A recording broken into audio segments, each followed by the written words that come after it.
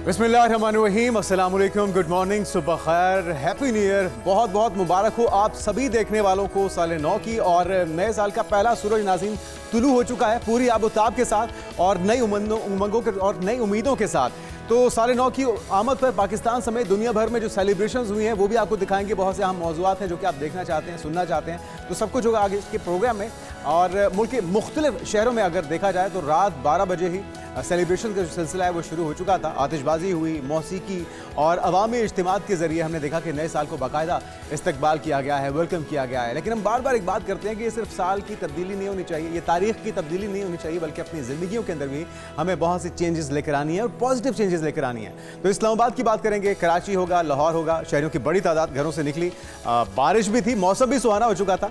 और साथ में हमने देखा है कि शायद नए साल का इंतज़ार ही कर रहा था, बारिश का मौसम भी हमने काफ़ी दिन इंतज़ार किया है। बहुत सी फोकास्ट भी आई लेकिन बारिश हुई नहीं। फाइनली न्यू ईयर के ऊपर लोगों ने मौसम को भी खूब इंजॉय किया है। तो शदीद सर्दी भी हो चुकी है, लोग जो घरों से बाहर निकले ठिठरते हुए। इस्लामाबाद में नए साल का जो भरपूर इस्तकबाल था वो भी हमने देखा, आतिशबाजी के साथ फायरवर्क्स हुए, बच्चे बड़े बूढ़े सभी इसको एंजॉय कर रहे थे। इसी तरह से शहरी जो बारिश के बावजूद घरों से बाहर निकले हैं, एक्सप्रेस वे पर भी आए। अमरात डाउनटाउन बिल्डिंग से शानदार आतिशबाजी का मुजाहरा भी हमने देखा। और यही छोटे बड़े शहरों में लगभग यही सूरत हाल थी, यही मनाजिर थे, इसी तरह की सेलिब्रेशंस थी जो कि बहुत ही खुशाइंद है।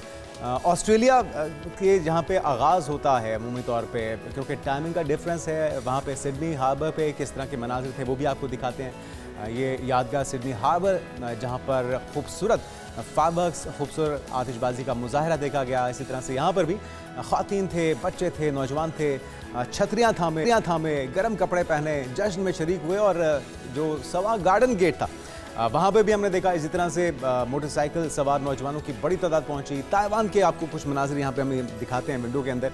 तो बहुत ही खूबसूरत और हौसला अफजा मनाजिर होते हैं। ये एक ऐसा मौका होता है कि जब हर कोई रंग, मज़हब, नस्ल की तफरीक के बगैर इस साल नौ को इस्तकबाल करता है, रिसीव करता है और इसका जश्न मनाता है, होना भी चाहिए। और लाहौर में भी इसी तरह से नए साल का जश्न लिबर्टी चौक में मनाया गया है। लाहौर में लिबर्टी चौक एक दिल की हैसियत रखता है और वहाँ पर इस बार देखा कि हमने पंजाब हुकूमत की तरफ से, मरीम नवाज़ साहिबा की तरफ से बहुत ही शानदार एहतमाम किया गया था। चाहे वो क्रिसमस के मौके पर हो, 42 फुट ऊंचा क्रिसमस ट्री था और न्यू ईयर के ऊपर भी ज़बरदस्त शानदार आतिशबाजी का मुजाहरा हमने देखा। इसी तरह से अभी आपको न्यूजीलैंड की भी मनाजिर दिखाते हैं। तो पाकिस्तान और पाकिस्तान से बाहर दोनों का जो एक इम्तिजाज है, क्योंकि सेलिब्रेशन तो पूरी दुनिया में ही चल रही थी, तो साथ साथ हम आपको दिखाते जाएंगे और आप उसे महसूस भी होइए। जो लोग लाइव देख रहे थे उन्होंने भी इसको खूब इंजॉय किया। तो एक टूरिस्ट स्पॉट जिस तरह से ये सारे ममालिक में टूरिस्ट भी बड़ी तादाद में पहुँच दिया, ख़ासतौर पर इंतज़ार किया जा रहा होता है कि जी न्यू ईयर के ऊपर आपने सिलेक्शन कहाँ की करनी है। थाईलैंड भी एक ऐसा स्पॉट है जहाँ पे बहुत ही ज़बरदस्त रोशनियाँ, रंगीनियाँ, फायरवर्क्स, आतिशबाजी का मुजाहरा और फिर इन सारी चीज़ों को एंजॉय करने के लिए, इसे महसूस होने के लिए हम देखते हैं कि टूरिस्ट भी बड़ी तादाद में, सयाह भी बड़ी तादाद में वहाँ पर पहुँचते हैं। तो ये सारी सेलिब्रेशंस हम देख रहे हैं। लंदन का हम जिक्र कैसे भूल सकते हैं, वहाँ पे भी बहुत ही शानदार मुजाहरा आतिशबाजी का हुआ और वहाँ पे भी भरपूर तरीके से साल नौ को वेलकम किया गया। इसी तरह से न्यूयॉर्क में हम देखते हैं कि टाइम्स स्क्वायर के ऊपर और दीगर मकामात पे ये जो सेलिब्रेशंस हैं, ये सारा कुछ चल रहा है इस उम्मीद के साथ कि 2025 में हम जो नहीं कर सके उन्हें, उन प्लान्स को, उन मंसूबों को या उन टारगेट्स को 2026 में हम पाए तकमील तक पहुंचा सकेंगे। और इसी तरह से सिंगापुर के भी मैंने आपको मनाजिर दिखाते हैं। लाहौर की भी हम साथ साथ बात करते रहते हैं, क्योंकि जश्न के मौके पर हमने देखा कि पुलिस भी वहाँ पर थी, ट्रैफिक वार्डन्स भी थे सूरत हाल को कंट्रोल करने के लिए। अमूमी तौर पर हम देखते हैं कि जो फैमिलीज़ होती हैं वो डिस्टर्ब होती हैं, जो वन व्हीलिंग हो रही होती है, या जो हम देखते हैं कि बाजों का कल्चर इंट्रोड्यूस हो चुका है पिछले कुछ सालों में। तो लाहौर में भी हम देखते रहे कि ये आंख मचोली चलती रही है।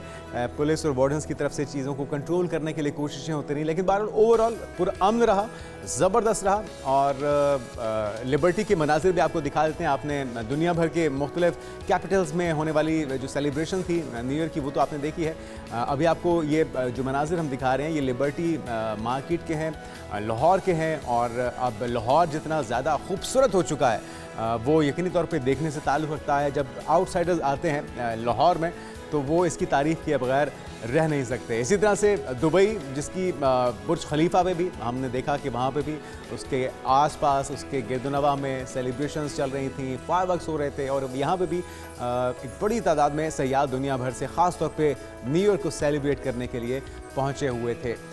तो साथ में कराची का भी बात कर लेते हैं नाज़रीन। कराची में भी हमने देखा गवर्नर हाउस में साल नौ के इस्तकबाल की शानदार तकरीब हुई और वहाँ पर आतिशबाजी का भी एहतमाम किया गया। अवाम बड़ी तादाद में वहाँ पर पहुँची, लेकिन साथ में हम ये भी देखते रहे कि बहरिया टाउन जाने वाले जो शहरी थे उन्हें लाठीचार्ज का सामना भी करना पड़ा। तो मेरे ख्याल में इंतज़ामिया को भी थोड़ा सा रिलैक्स करना चाहिए। इतनी ज़्यादा सख्ती न्यू ईयर के मौके पर, चाहे वो 14 अगस्त हो, अपनी जो इतनी ज़्यादा SOPs हैं उनको स्ट्रिक्ट नहीं रखना चाहिए। लोगों को मौके देने चाहिए, लोगों के लिए आसानियाँ पैदा करनी चाहिए, लोगों के लिए एंटरटेनमेंट के मौके पहले ही बहुत कम है। तो मेयर कराची मुर्तज़ा वहाब जो है वो बाग इब्न कासिम पहुँचे, जहाँ म्यूज़िकल नाइट का अहतमाम था। गुलकारों ने इलाकाई ज़ुबानों में लोक मौसीकी पेश की और ठीक 12 बजते ही वहाँ पर भी हमने देखा कि आसमान जो था रंग बिरंगी रोशनियों से जगमगा उठा और उधर आलमी सतह पर भी अमन व इस्तेकाम और खुशहाली की उम्मीदों के साथ साल नौ का आगाज़ हो चुका है और दुआया तकरीबात भी हुई हैं। साथ में इस उम्मीद का इजहार किया जा रहा है कि अमन का साल हो और तरक्की का साल हो, कि फलाह बहबूद की तरक्की के लिए ये साल बहुत सी खुशियाँ और बहुत से मस्बत पैगामात लेकर आए। इसी तरह से किरिबाती आइलैंड में नया साल शुरू हुआ। इसके बाद न्यूजीलैंड के शहर ऑकलैंड में स्काई टावर पर शानदार आतिशबाजी हुई। सिडनी में हमने देखा ओपरा हाउस पर आतिशबाजी से कबल बोंडाए हमला मुतासरीन, जो अभी रिसेंटली हुआ है ऑस्ट्रेलिया में, एक अफसोसनाक दहशतगर्दी का वाक़या, उन मुतासरीन को याद किया गया। उनकी याद में 1 मिनट की खामोशी भी अख्तियार की गई और जनूबी कोरिया रिवायती कांसी का घंटा बजाया गया और चीन में ड्रम, ताइवान में ताइपे और हांगकांग लाइट शो, बैंकॉक में रंगी आतिशबाजियाँ।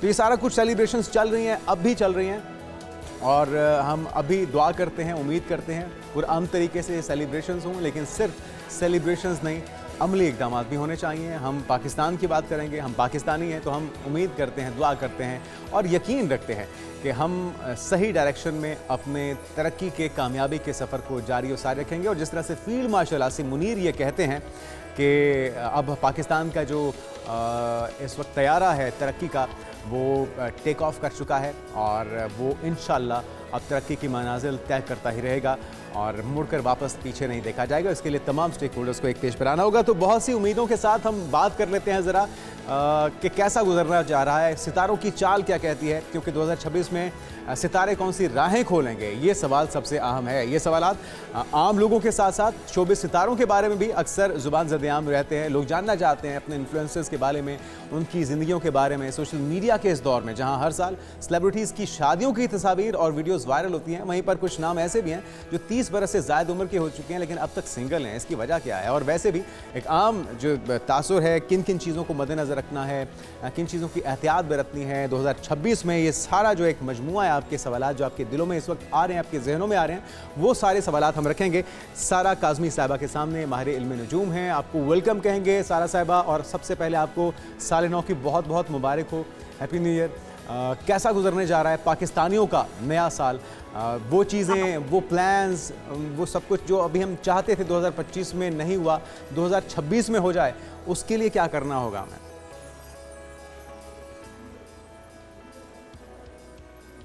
अच्छा, ये साल is adding up to number 1, sun का साल होगा ये। जैसे हम प्रीवियसली 1 to 9 तक का नंबर होता है, तो 9 का जैसे हमने 2025 में देखा कि 9 को नंबर का एंड हो गया। अब now is a time to reset. अगर किसी को गोल सेट करने हैं, अपने सारी चीज़ें सेट करनी है, this is actually your best year to restart all your future goals and everything. Planning सारी स्ट्रैटेजी के तौर पर लें। ये साल एकेडमिक्स के लिए बहुत अच्छा रहेगा, जो स्टूडेंट्स हैं उनके लिए अच्छा रहेगा।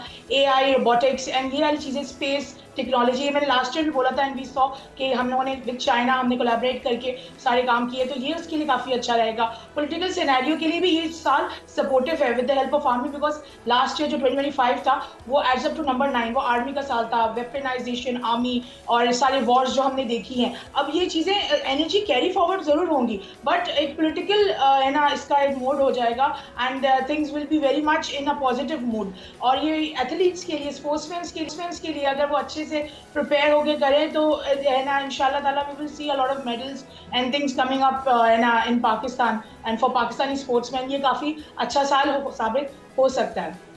And it's an amazing year, क्योंकि ये पूरा एक 1 नंबर से स्टार्ट हो रहा है एंड ये 1 को लेके जब जाता है, जो एनर्जी ऑफ किंग होती है, तो ये किंग मेकर्स भी है ना काफी आपको नजर आएंगे। आपको सारी चीजें जो ठीक है। होते हुए जो हम पॉजिटिविटी रीसेट करना चाहते हैं, that could be an amazing year for those people who want to restart their life. और इसमें एनर्जी लेवल्स अच्छे होंगे। सिर्फ इसका एक दूसरा जो एक हम पार्ट हम बोलते हैं वो इसमें ये है जी। कि इसमें हीट बहुत होगी। हीट वेव के आप काफी देखेंगे कि विद टाइम हीट। वेदर का और जो हमारे अच्छा, वाटर क्लाइमेट चेंज रिफ्लेक्शन की का बात है, कर रही हैं वो आप। अलग।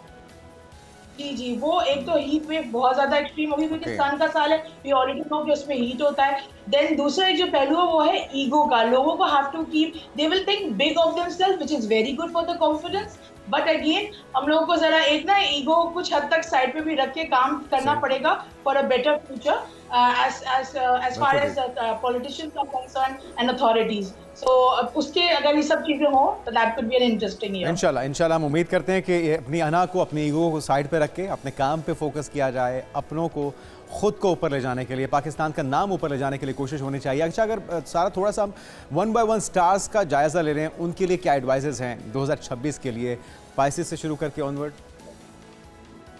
पाइसेस एरीज से हम स्टार्ट करते हैं क्योंकि वो या एरीज पाइसेस से से कर यू वांटेड लें, टू एरीज से स्टार्ट। कर लें, जहाँ से आपको बेहतर अच्छा, लगता है।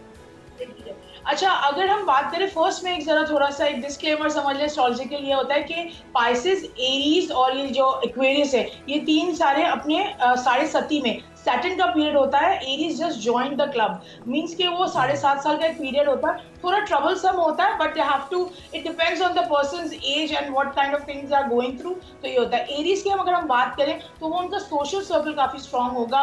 दे could be joining some big companies और समथिंग लाइक दैट, क्योंकि वो काफी अच्छा है। बस उनको ये ख्याल रखना है रिलेटेड टू देयर, अगर इफ दे आर पेरेंट्स तो they need to take care of their kids and spend more time. That this year they will be more inclined towards spiritual side, कोई अच्छा काम करना, कोई स्पिरिचुअली अपने आप को स्ट्रॉन्ग करना, अपना इनर स्ट्रेंथ पे वर्क करना, दैट इज वेरी गुड। मगर उनको थोड़ा सा इंसोमिया का, नींद का प्रॉब्लम हो जाएगा, ना कोई इशू पर डिलेज आ सकते हैं इन फॉरेन अफेयर्स। अगर जिनको जाना है वो डिसहार्टन मत हो, मगर ये थोड़ा सा ड्रैग कर सकता है, but it will be very good year for Aries इंशाल्लाह। काफी चीजें अच्छी हैं जो एंड मिड ऑफ ईयर काफी अच्छा हो जाएगा एरीज के लिए। बिल्कुल। टॉरस की अगर हम बात करें, टॉरस की हम बात करें तो उनको काफी अच्छा एक जॉब रिलेटेड जो सिचुएशन है, उनका ऑफिस लाइफ जो है वो काफी अच्छी रहेगी, वर्क लाइफ अच्छी रहेगी उनकी। दे नीड टू बस focus, they need to create a balance between their home and office. ये वाला लाइफ को उनको जरा थोड़ा बैलेंस करना पड़ेगा सो दैट वो एनर्जीज डिस्टर्ब के घर वाले भी हो जाए। ये जरा इस चीज का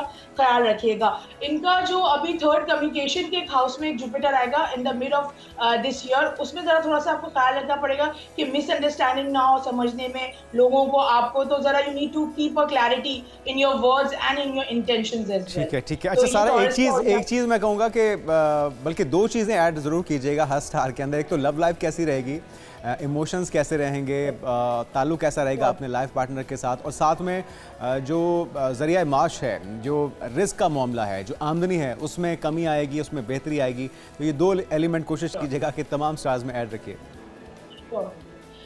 जैसे हम टॉरस की हम बात कर रहे थे तो उनकी वर्क लाइफ अच्छी होगी तो उनको अपॉर्चुनिटीज मिलेंगी। द एक्सपेंशन में देख रही हूँ तो रिस्क का अगर हम बात करें, जो हम जॉब अपॉर्चुनिटीज की बात करें, वो काफी अच्छा रहेगा उनका। और जो अभी इनका आ रहा है विद सिबलिंग्स, विद देयर और सिबलिंग्स कर लें या कोई भी उनको ऑपोजिट जेंडर के साथ रिलेशनशिप काफी अच्छा रहेगा इन टर्म्स ऑफ कि आपका लव लाइफ को भी कवर कर ले। ये second half will be much better if they are planning to get married, तो second half will be more feasible for them for the Taurus. अब हम जेमिनाई की तरफ जाते हैं। जेमिनाई का बहुत एक अच्छा टाइम पीरियड अभी पिछले साल से लेकर मिड ऑफ जून तक अच्छा है। अगर if you they want to get married और समथिंग लाइक दैट, या कोई अच्छा कनेक्शन क्रिएट करना है, this is the right time. Second half में जरा थोड़ा ट्रबलसम हो सकता है, तो जितना जल्दी है तो 6 months they have, they can do that. बस एक चीज का ख्याल रखना है कि अपना वाइल्ड ट्रैवलिंग या कुछ भी ऐसा, स्पेशली डोमेस्टिक ट्रैवल, उसका जरा थोड़ा ख्याल रखिएगा। आई सी देम ट्रैवलिंग अब्रॉड के चांसेस काफ़ी अच्छे हैं। जो लॉन्ग डिस्टेंस रिलेशनशिप में भी हैं उनके लिए भी चीज़ें बेहतर होंगी। बस ये चीज़ें मैं कहूँगी, stay honest with the relationship. अगर हम बात करें कैंसर की, अब moving to the Cancer, Cancer will have an amazing year because उनका जुपिटर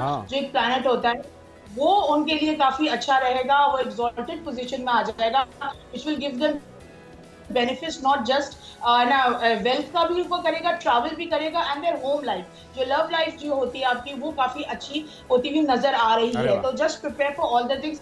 एक बस होगा, आपने ब्लाइंडली ट्रस्ट मत कीजिएगा। सोशल सर्कल को जरा थोड़ा सा फिल्टर आउट करने का टाइम अब आ गया है, तो they need to filter out. बिल्कुल सही। हम लियो की बात करें तो लियो का जरा थोड़ा सा डिसअटैचमेंट लग रही है मुझे, जरा थोड़ा सा डिटैचमेंट नजर आ रही है होते हुए। खुद से भी जरा वो स्पिरिचुअली साइड पे ज्यादा इंक्लाइंड होंगे rather than the world affairs, जो उनके दुनियावी जो उनके कनेक्शन जो उनसे जरा थोड़े से दूर होंगे। तो कुछ अच्छा प्रॉब्लमैटिक इश्यूज आ सकते हैं उनके अच्छा, पर्सनल इनके लिए फिर रिलेशनशिप मशवरा में। क्या है अगर ये प्रॉब्लम्स आ रही हैं रिलेशंस के अंदर भी, तन्हाई का शिकार भी आपने कहा वो शायद थोड़ा हो सकते हैं, तो क्या करना होगा हाँ, उनके तो लिए, मशवरा क्या है? इनको तरफ थोड़ा सा वर्क ऑन करना पड़ेगा, अपने ना स्पिरिचुअल साइड पे इतना स्ट्रॉन्ग करें कि they do not okay. Hurt people, क्योंकि सामने वाला जो उनका ऑपोजिट हाउस है वो होता है हमारा रिलेशनशिप का, हमारे स्पाउस का एंड एवरीथिंग, या पार्टनर जो भी दे आर सीन। तो ये ख्याल रखना पड़ेगा उनको कि they have to be not सब फुली अपने आप को डिस्कनेक्ट मत कर दे वो उस इंसान से, सो दैट वो उन चीजों को ओवरकम कर सके। मगर ये बिल्कुल साल जरा ये चीजें ऐसी चैलेंजेस लेकर आएगा, तो be prepared that you have to stay connected. However आपको जितना भी दिल करे कि आप डिस्कनेक्शन क्रिएट कर दें उस इंसान के साथ, but they need to stick around to see how the जी, रिलेशनशिप गोज एंड बिल्कुल सही। एवरीथिंग। और ये फासलों को ना इनकी बढ़ाइए, राब्तों में रहिए ताकि मसाइल कम हो, बढ़े ना। और ठीक है। थोड़े से एक्सपेंस मुझे बढ़ते हुए नजर आ रहे हैं, तो they need to keep a check on their expenses as well, कि वो जरा अननेसेसरी चीजों पर खर्च ना करें and try to keep their investment intact. जैसे कुछ लोग फिक्स्ड अपनी रखते हैं कुछ डिपॉजिट्स एंड एवरीथिंग, तो I would advise not to touch that this year at least for the next 6 months को, तो बिल्कुल ही उसको ना करें, तो क्या आपके ताकि फाइनेंशियली आप सिक्योर रहें।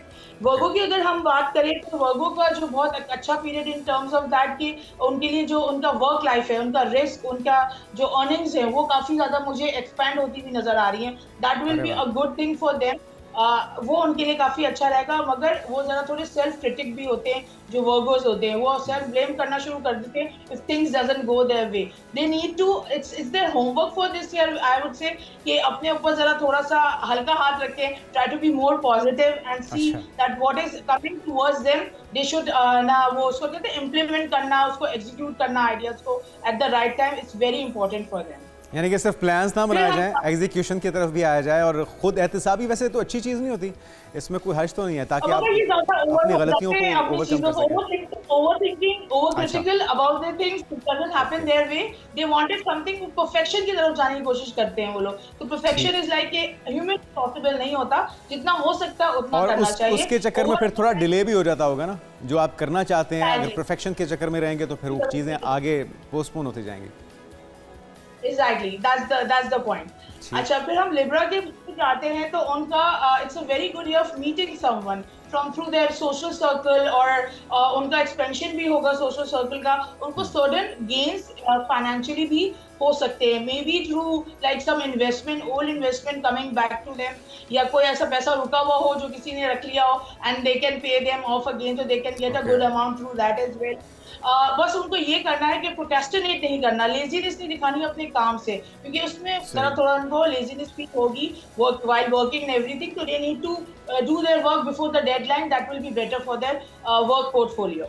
बिल्कुल फिर ठीक। हम स्कॉर्पियो की बात करते हैं। स्कॉर्पियो का ये कि I see them going abroad through a help of a friend और समथिंग, कि वो अच्छा उनको जी। चीजों की, तो मगर वो घर से दूर हो जाएंगे। ये चीज एक अच्छी होगी, दे will be travelling but they will B थोड़ा सा distant from the family life, and वो थोड़ा सा इररिस्पॉन्सिबल शायद साउंड करे लोगों को, but it will be good for them because they need that time. तो वो उनको जरा थोड़ा सा एक पर्सनल ग्रोथ देगा, ये देगा, मगर फैमिली लाइफ जरा मुझे डिस्टर्ब होती हुई नजर आ रही है। अच्छा, एक तो इस फैमिली लाइफ को डिस्टर्बेंस से बचाने के लिए क्या होना चाहिए, रिस्क फैक्टर इसका भी स्कॉर्पियो का कैसा रहेगा, आमदनी में इजाफा होगा, कमी होगी, खर्चे बढ़ने जा रहे हैं? जी, इनका ये दो चीजें कि इनका जो क्रिएटिव सेल्फ ऑफ एक्सप्रेशन है, इस पे एक थोड़ा सा ये होता है कि they are very passionate, Scorpios are very passionate and everything, तो वो जरा थोड़ा सा कंट्रोलिंग फॉर्म में आ सकते हैं कि they don't want to get involve and I just want to control the situation. ये जरा थोड़ा सा उनके लिए प्रॉब्लमैटिक हो सकता है, इसलिए वो घर से दूर जाएंगे because people won't be listening to them. In don't indulge in unnecessary arguments, अगर वो अपने घर पे अगर अननेसेसरी आर्ग्यूमेंट्स में नहीं जाएंगे तो वो ज्यादा उनके लिए बेहतर होगा। अर्निंग्स उनकी जरा थोड़ी सी मैं ये कहूंगी गेन्स नहीं होंगे, मगर जो रेगुलर अर्निंग्स होंगी उसमें कोई डिस्टर्बेंस नहीं आती हुई नजर आ रही, तो जो वो कर स्मूथली रहे काम हैं चलता रहेगा। अच्छा, ये वो एक उसमें चीज़ कोई बताइएगा ऐसा सारा कि ये जो आप स्टार से मुतल्लिक बताती हैं, अब इसमें हज़ारों शायद लाखों लोग पाकिस्तानी में होंगे जिनका ये स्टार होगा, तो सबके ऊपर इसके असरात होते हैं या वेरी करता है पर्सन टू पर्सन भी डेट्स की चेंजिंग से? क्योंकि जी, ये जो हम बता रहे होते हैं यहाँ 4 प्लैनेट्स होते हैं, Saturn, Jupiter and the okay, nodes, the north and south. ये जो 4 बड़े प्लैनेट्स होते हैं, इनके एक बड़ा पूरा साल का इम्पैक्ट होता है। ये हम बताते हैं। बिल्कुल ठीक। इंडिविजुअल के लिए होता है कि आपके पर्सनली ये एक जनरल रीडिंग होती है कि हाउ वी सी इट, कि क्या पोजीशंस आ रही है। बाकी फिर ये होता है कि हम डेटा किसी का लेते हैं, जैसे टाइम ऑफ और birth, date place of of birth, birth. Time of birth, place of birth और उसका फिर एक जायशा बना के वो स्पेसिफिकली पता चलेगा। वो बिल्कुल ही स्पेसिफिक ठीक, होता है टू दैट बिल्कुल इंडिविजुअल। ठीक। तो ये चीज़ होती है। अच्छा जी, अगला ये जो स्टार हम कौन सा है? जनरल रीडिंग करते हैं, हाँ, ये आपको ज़रा थोड़ा-सा ना हेल्प आउट कर देता है, तो जनरल रीडिंग्स बिल्कुल क्या ठीक। आपको होता है। तो स्पेसिफिकली जानना होता है तो फिर वो एक पर्सनल जो रीडिंग्स होती है वो जी, होती है इसमें। बिल्कुल ठीक।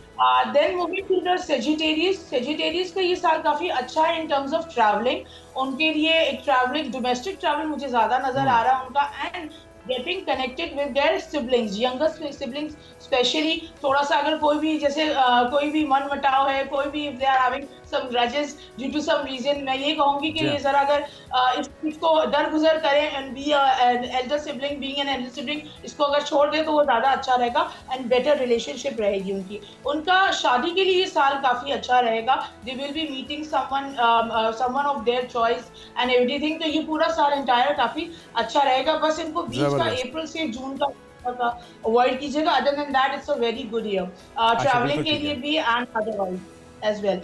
दुरुस्त। कमिंग टू कैप्रिकॉर्न, कैप्रिकॉर्न का ये साल जरा थोड़ा सा प्रॉब्लमेटिक इन टर्म्स ऑफ है कि कोई family member, distant family member से मुझे कुछ ऐसा नजर आ रहा है कि जस्ट डोंट, नहीं होता कि कुछ पैसे अगर इन्वेस्ट करने हैं तो just because they are a family member आप ब्लाइंडली प्लीज उस पर इन्वेस्ट मत कीजिएगा, क्योंकि वो स्टक अच्छा। होने की मुझे अमाउंट नजर आ रही है। तो हुँ, उस चीज का जरा थोड़ा सा ख्याल रखिएगा।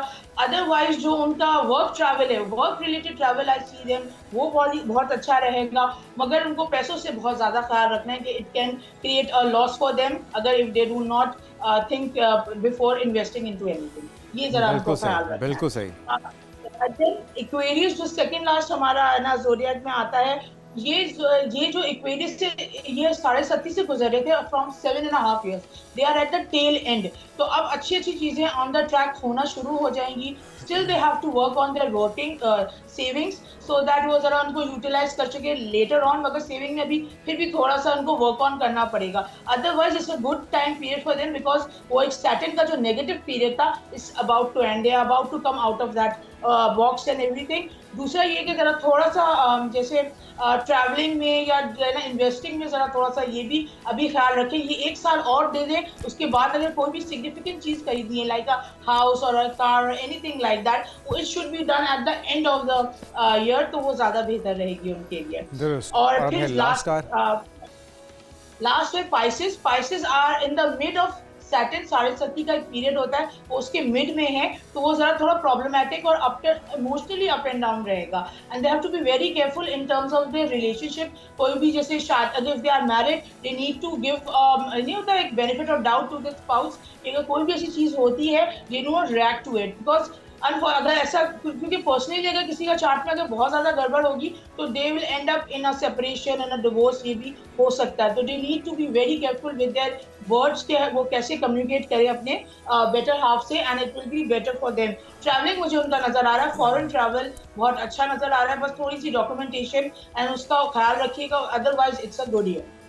बिल्कुल सही। अच्छा सारा, आपने सबके ओवरऑल स्टार्स तो बता दिए, लेकिन हमारी सेलिब्रिटीज़ के बारे में कुछ जानना चाहते हैं लोग। बहुत सी हमारी सेलिब्रिटीज़ हैं जो कि अब भी कुंवारे हैं। इसकी वजह क्या है? एक तो हम उनकी डेट ऑफ बर्थ भी आपके साथ शेयर करते हैं ताकि कुछ पता चल सके कि मामला है क्या, सितारों की गर्दिश है या वो खुद ही नहीं चाहते कि वो शादी करें। वजह क्या है, रीज़न क्या है? क्या 2026 में इनकी शादी हो जाएगी? सबसे पहले महविश हयात की बात कर लेते हैं और चलें उसके बाद फिर वन बाय वन कर लेते हैं। महविश हयात हैं, सबा कमर हैं, माया अली हैं, सजल अली हैं, जो जिसका आप बेहतर समझती हैं, पहले उनका बता दीजिए। वन बाय वन सबका कर लिया था, I got that all the data. चलें सबा से शुरू कर लेते हैं। हाँ सॉरी, सबा कमर से शुरू कर लेते हैं। अच्छा, सबा कमर का रीजन देखिए, नंबर उनका काफी अच्छा है। द थिंग इज दैट कि she is not getting married, is मुझे जो उनके चार्ट में रिफ्लेक्ट हो रहा था, उनको एक तो एक डर है रिलेशनशिप से, दूसरा ये है कि जरा थोड़ा ईगो भी आ जाता है रिलेशनशिप में। डजंट सी कि वो ज्यादा इंसान आगे से नहीं उनको वो जो नहीं दे रहा, जो शी वांट्स, जो उनको रिफ्लेक्ट नहीं कर रहा उनके रिलेशनशिप को अच्छा, तो उसकी वजह से प्रॉब्लम्स आते हैं। और उनका हेल्थ इशू अब जाके, जैसे प्रीवियसली हमने देखा जो उनके हेल्थ इश्यूज भी थे वो भी बेहतर होते हुए नजर आ रहे हैं इस साल, तो she will be doing well. मगर उनका जो पर्सनल लाइफ है, she need to keep the ego aside and give a person a chance, तो देन प्रॉब्ली उनका एक चांस बनता है अभी in the coming few years, next 2 years में उनका बनता है, if she tend to keep this trait of her aside and then continue with the relationship, तो बिल्कुल ठीक उनके लिए है। तो ये बहुत ही अच्छा मशवरा है। उम्मीद करते हैं कि माजी की तल्ख यादों को भुला दें सबा, और बहुत से आपके चाहने वाले हैं जो आपको चाहते हैं किसी रिश्ते में बनता हुआ, तो उम्मीद करते हैं, हम दुआ करते हैं कि आपका ये साल मुबारक साबित हो। इस हवाले से माया अली की बात करें, उनकी क्या वजह शादी ना होने की और वो क्या चाहती हैं इस साल? माया का काफी अच्छा नंबर है, मगर नंबर्स जो न्यूमरोलॉजी से हम उनका जो पूरा चार्ट देखते हैं, जुपिटर इज ऑफ एक्सपेंशन, हमने देखा एक सडन राइज आया उनकी लाइफ में इन जो हम क्रिएटिव फील्ड में एंड एवरीथिंग, ये काफी अच्छा है। जो उनका नंबर 1 बनता है वो एक साउथ नोड एक उनका एडअप होता है विच डिटैच जरा थोड़ा सा है ना, एक डिटैचमेंट देता है लव लाइफ से, तो वो उसकी वजह से she might be facing issues in terms of love life के। उनका जरा एक है ना प्लैनेटरी पोजीशंस फेवर में नहीं है, मगर उनका भी इस साल काफी अच्छा हो सकता है if she planning to get married, तो this is a positive year. But yes, उनकी कॉम्प्लिकेशंस लाइफ में है, अनफॉर्चुनेटली अभी जरा थोड़ा सा उनको टाइम देना पड़ेगा, मगर this year is also good if she want to continue with the relationship और गेटिंग मैरिड दिस ईयर। अच्छा जी, अब बात कर लें कुछ सजल अली की। एक तो ये कि पिछली कुछ तल्ख तजुर्बात, कुछ कामयाबी नहीं रही पहली शादी में, दोबारा शादी करने का कोई उनका प्लान लग रहा है उनकी स्टार्स की मूवमेंट को देखते हुए 2026 में खासतौर पर? शादी हुई थी जी, जब उनकी शादी हुई थी, she was going through a tough time period, तो जैसे as an astrologer no one will, astrologer specially won't recommend a marriage at that time, तो वो जरा थोड़ा अनफॉर्चुनेट पीरियड था उनका। मगर इन द लॉन्ग रन उनका एक जो रिप्रेजेंट करता है मेल को, स्पाउस को जो रिप्रेजेंट करता है, वो जरा थोड़ा एक नेगेटिव ना उसमें चीजों में है। ये मैं सब जो मैंने जितने भी मैंने सेलिब्रिटीज का भी चार्ट देखा, उनका कोई ना कोई एक नेगेटिव एक्सपेक्ट है जो ओवर पावर कर रहा है उनके रिलेशनशिप को, तो उनको ये ख्याल रखना चाहिए। सज्जल is a very stubborn kind of person in terms of creative बहुत है, मगर वो रिलेशनशिप में अगर कोई उनको डिक्टेट करेगा ना, शी वोंट टेक दैट, तो that's the reason that she must be क्या कहते हैं ना, suffering through in relationships and everything. अपना उनका खुद का काफी अच्छा है, Mercury add up to Sajal Ali जो होता है नेम, एंड उनका दोनों मर्करी पे एडअप होते हैं, तो that is something very good and positive about her. तो काम में तो वो अच्छी रहेंगी, मगर ये वाली चीज है कि डोंट ट्राई टू डिक्टेट हर और कंट्रोल हर, तो that will be a more successful marriage जिनसे भी वो कनेक्टेड होंगे। और वैसे ये फॉर्मूला दोनों लाइफ पार्टनर्स पे इंप्लीमेंट होना चाहिए, किसी एक पे नहीं, दोनों को एक दूसरे को डिक्टेट नहीं करना चाहिए, एक दूसरे की केयर और एक दूसरे के जो हुकूक हैं उनका ख्याल, उनका एहसास होना चाहिए जी। मोर कम्युनिकेटिव, तो प्रॉब्लम जरा इनका नहीं है, मगर जो इनकी तरफ आते हैं लोग ना, उनको जरा ज्यादा वो चीज रहती है कि दे वांट टू कंट्रोल और हैव अ कंट्रोल ओवर हर, ये वाली चीज है, तो शी डजंट टेक दैट, तो वो इसका इशू है। बिल्कुल ठीक। अच्छा, यमुना ज़ैदी के बारे में क्या आपकी फोकस है या आपका मशवरा क्या है 2026 के लिए? हाँ, Yamuna is a very lucky person in terms, अगर हम बात करें उनकी पॉजिटिविटी एंड एवरीथिंग, दोनों उनको मैच करते हैं। जब उनका नाम और उनका डेट ऑफ बर्थ हम ऐड करें, तो वो एक बहुत ही एक पॉजिटिव कंजंक्शन, एक पॉजिटिव कॉम्बिनेशन क्रिएट करता है, विच इज वेरी गुड। बस उनको ये ख्याल है कि उनका जरा अभी जो है आफ्टर इनका जो 36th ईयर है, उसके बाद ज्यादा इनकी जो लव लाइफ है या इनकी जो मैरिज है, रिलेशनशिप्स है, ये ज्यादा ब्लॉसम करेंगे, फ्लरिश करेंगे इंशाल्लाह। बस इनको ये ख्याल उनको रखना है कि जो भी इंसान उनकी लाइफ में आए, he needs to like you, तो वो दोनों को एक एंगर मैनेजमेंट इशू या कुछ ऐसा हो सकता है, दो कि she is very sweet person and everything, मगर जब देखिए जब वी टॉक अबाउट रिलेशनशिप्स, तो वो एक बिल्कुल एक सर्टेन पर्सनालिटी चेंज आ जाता है हमारे अंदर when we connect with the other person, तो she need to take care of that, otherwise it's a very lucky. मैंने जो देखा है सबसे अच्छा पॉजिटिव मुझे उनका चार्ट लगा इन केस में। बिल्कुल ठीक। अच्छा, बिलाल अब्बास, बहुत से उनके देखने वाले, चाहने वाले मुंतज़िर हैं, वो शादी कब कर रहे हैं? हमसाया मुल्क के अंदर भी उनके बड़े चर्चे हैं उनके काम के, उनके बारे में आपकी क्या है पेशगोई? जी, उनका काफ़ी अच्छा टाइम पीरियड है, ये साल भी उनके लिए काफ़ी पॉज़िटिव रहने वाला है क्योंकि सन का साल है और उनका जुपिटर है, तो दोनों planets are friends towards each other, वो काफ़ी अच्छा। और उनका जो डेट ऑफ बर्थ अगर हम ऐड करें तो adds up to number 6 which is Venus. Again a very good number which will give him very ये होता है कि साल काफ़ी उनका अच्छा रहेगा, काम में काफ़ी अच्छा रहेगा। बस उनका ये है कि ज़रा डोमिनेटिंग मुझे ना जैसे होते हैं ना डिमांडिंग और डोमिनेटिंग पार्टनर आई सी और वाइफ जो एक थोड़ा-सा वो है, मगर उनको हैंडल कर लेंगे ये तो things will be much better. जो उनकी शादी का टाइम पीरियड मुझे लग रहा है वो 2027 में मुझे वो थोड़ा ज़्यादा पॉजिटिव लग रहा है। If they plan to that is very good. अभी भी करें तो later on the latter side of the year like the last quarter will be more कहते हैं पॉजिटिव रिलेटेड जी। To married and everything. All over year काफ़ी अच्छा है उनका। और चलें इंशाल्लाह, हमारी दुआ है कि आप जैसा कह रही हैं वैसा ही हो। और अब बात कर लेते हैं इमरान अब्बास की। अच्छा, इमरान अब्बास को मैं बचपन से देख रहा हूँ, फिर मैं बड़ा हो गया और अब हमारे बच्चे बड़े होने वाले हैं, लेकिन इमरान अब्बास ना तो बूढ़े हो रहे हैं ना शादी कर रहे हैं, तो इनके क्या प्लान्स दिख रहे हैं 2026 में? तो उनका एक्चुअली उनका जो एकदम हाउस जब हम चार्ट देख रहे होते हैं तो हम कुछ पोजीशन देख रहे होते हैं। सैटर्न एक प्लैनेट होता है, सैटर्न क्या करता है डिले देता है मैरिज में, या वो आपको एक है ना आपका एज डिफरेंस या कंपैटिबिलिटी इश्यूज रहते हैं आपके स्पाउस के साथ, तो that is exactly happening in his chart. तो वो डिलेज तो लेकर आ रहे हैं मगर is not able to get a compatible जो मैच होता है उनके लिए, उसकी वजह से वो एक ऑब्वियस रीजन से एस्ट्रोलॉजिकल रीजन से उनका ऑब्वियसली एक लेट मैरिज है। तो अभी भी उनको टाइम है, it will be difficult for him. जरा थोड़ा सा इनका एक एक्सेस भी बनता है जो हम नोट्स का बोलते हैं, अगर वो हमारे फर्स्ट और 7th हाउस में हो तो वो हमें शादी में इश्यूज देता है। तो ये जरा 2-3 इनके मेजर मैंने जब देखे एकदम से मुझे क्लिक किया कि इनको है अभी। I don't see him getting married soon, और अगर होती भी है तो it will be a difficult time period for him unfortunately. अभी तक अगर इतने मसाइल हैं तो फिर क्या इनको किसी बंगाली बाबा से रब्ता कर लेना चाहिए? नहीं, definitely not, but he should like have a reading through astrologer or something, तो वो आपको बैठ के पर्सनली समझाएंगे कि ये चीजें होती हैं, कुछ टाइम पीरियड्स होते हैं, कुछ बताते हैं कि आप सदकात होते हैं, दुआएं होती हैं, दुआओं का से जारी बात है जो आपको कुरानी दुआ बताएंगे, it will make a major difference, but yes he will be facing delays and issues in relationship. ये आपने मशवरा बहुत अच्छा दिया। तो जाते जाते महविश हयात की भी बात हो जाए, वो हमने मिस ही कर दिया उन्हें। हाँ, मैं भी शायद का देखिए वैसे जो नंबर्स उनके हैं वो मैच करते हैं the work she is doing and everything, मगर उनका जो पर्सनल जो अभी स्पेशली जो अभी गुजर रही है स्पेशली 3-4 इयर्स से, ये एक टाइम पीरियड ऐसा है जो एक सैटर्न के एनर्जी के अंडर आता है, तो वो क्या है चीजें स्लो डाउन कर रहा है। वी हैव सीन कि वो चीजें आ रही हैं इनकी खुद की भी लाइफ में, मगर वो बहुत ही स्लो होती हुई नजर आ रही है। तो उनका अभी फिलहाल तो मैं ये कहूंगी कि अभी अगर वो अभी भी पोस्टपोन करें अपनी मैरिज का लाइफ का ये वाला इशू, ये इनको जरा थोड़ा सा है। इनको ये she might meet someone abroad, या जिनकी शादी भी अगर इनकी होगी ना तो ये किसी बाहर के इंसान से होगी, नॉट अ पाकिस्तानी या Pakistani who is living abroad, ये मुझे ज्यादा होते हुए नजर आ रहा है इनका। मगर चीजें अभी स्लो हैं, आई वुड रेकमेंड कि अभी भी थोड़ा टाइम के बाद शादी करे तो that would be better for हर।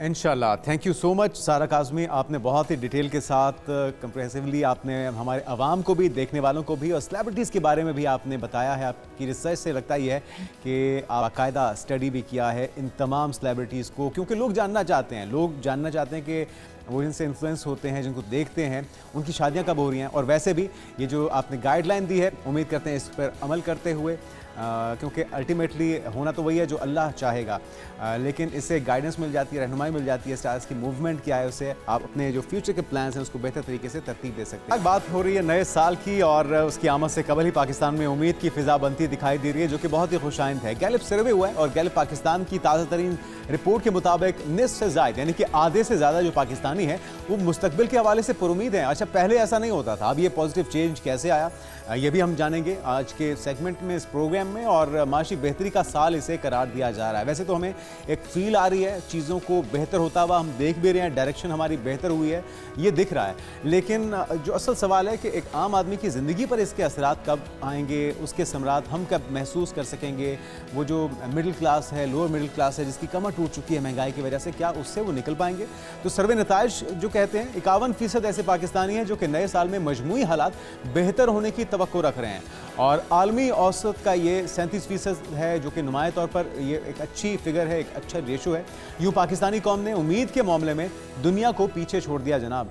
तो सर्वे ये भी बता रहा है कि मुल्क की मईशत पर अवामी एतमाद में मुसलसल इजाफा हो रहा है। जहाँ 2024 में 43% पाकिस्तानियों ने माशी हालात बेहतर होने की उम्मीद जाहिर की थी, तो इस बार ये शरह बढ़कर 53% हो गई है। तो लगभग 10% का इजाफा, जिससे अंदाज़ा होता है कि 2026 से तवक्कुआत महज ख्वाहिशात पर मबनी नहीं है बल्कि बढ़ते एतमाद की अक्कासी भी कर रही हैं। मजीद ये कि 52% जो पाकिस्तानी नाज़रीन वो नए साल में एक पुरअमन दुनिया के ख्वाह हैं, पुरुमीद नज़र आए हैं, जो भारत और आलमी औसत से तकरीबन दुगनी है। तो पाकिस्तानी पॉजिटिव हैं। हम ये भी देखते हैं कि पाकिस्तान इस खत्ते के अंदर सबसे ज़्यादा खुशहाल रहने वाली कौम भी है। तो आशारिये तो बहुत ही ज़बरदस्त हैं। सिर्फ एफ़र्ट्स पुट करने की ज़रूरत थी और अब हम वो देख रहे हैं कि अल्हम्दुलिल्लाह हमारी हुकूमत जो है वो इसमें एफ़र्ट्स पुट भी कर रही है। लेकिन फिर वही बात कि ज़िंदगियाँ कब बदलेंगी, हालात कब बेहतर होंगे, महंगाई कब कम होगी, रोज़गार के मौके कब ज़्यादा आएंगे, ब्रेन ड्रेन का सिलसिला कब रुकेगा, ये सारे सवालात रखते हैं बिलाल गिलानी साहब, एग्जीक्यूटिव डायरेक्टर हैं गैलेप पाकिस्तान के। गिलानी साहब, आपको वेलकम मॉर्निंग में। सर्वेस तो पॉजिटिव आशारे दे रहे हैं कि डायरेक्शन हमारी बेहतर हुई है, लोग भी पुरुमीद हुए हैं, लेकिन क्या वाकई में 2026 पाकिस्तान की मईशत को स्ट्रेंथन करने जा रहा है, अपने पाँव पर खड़ी होने जा रही है? जी, बहुत शुक्रिया आपने, और आपको भी नया साल मुबारक हो। खैर मुबारक, आपको भी मुबारक हो गिलानी साहब। बहुत शुक्रिया। सो आई थिंक एक ओवरऑल ऑप्टिमिस्टिक फ़ज़ा पाई जाती है, ना सिर्फ गवर्नमेंट की सतह पर बट आवाम भी महसूस करते हैं कि कुछ एक रिस्पाइट मिला है, एक मुश्किल वक्त से एक ठहराव की कैफियत है। अब ये जो ठहराव है और ये मुश्किल से आज़ादी है, ये कैसे उनके लिए जो अपॉर्चुनिटीज़ क्रिएट करती है, इनकम की अपॉर्चुनिटीज़, एम्प्लॉयमेंट की अपॉर्चुनिटीज़, ये वो चीज़ें जो इस वक्त लोग मुंतज़िर हैं कि यकीनी तौर पे महंगाई में कमी तो हुई है मगर इनकम में इजाफा उस हद तक नहीं हुआ। महंगाई में कमी हुई है मगर जब यंग पर्सन यूनिवर्सिटी से निकलता है तो उसे उस तरह से एम्प्लॉयमेंट में इजाफा होता हुआ नज़र नहीं आया।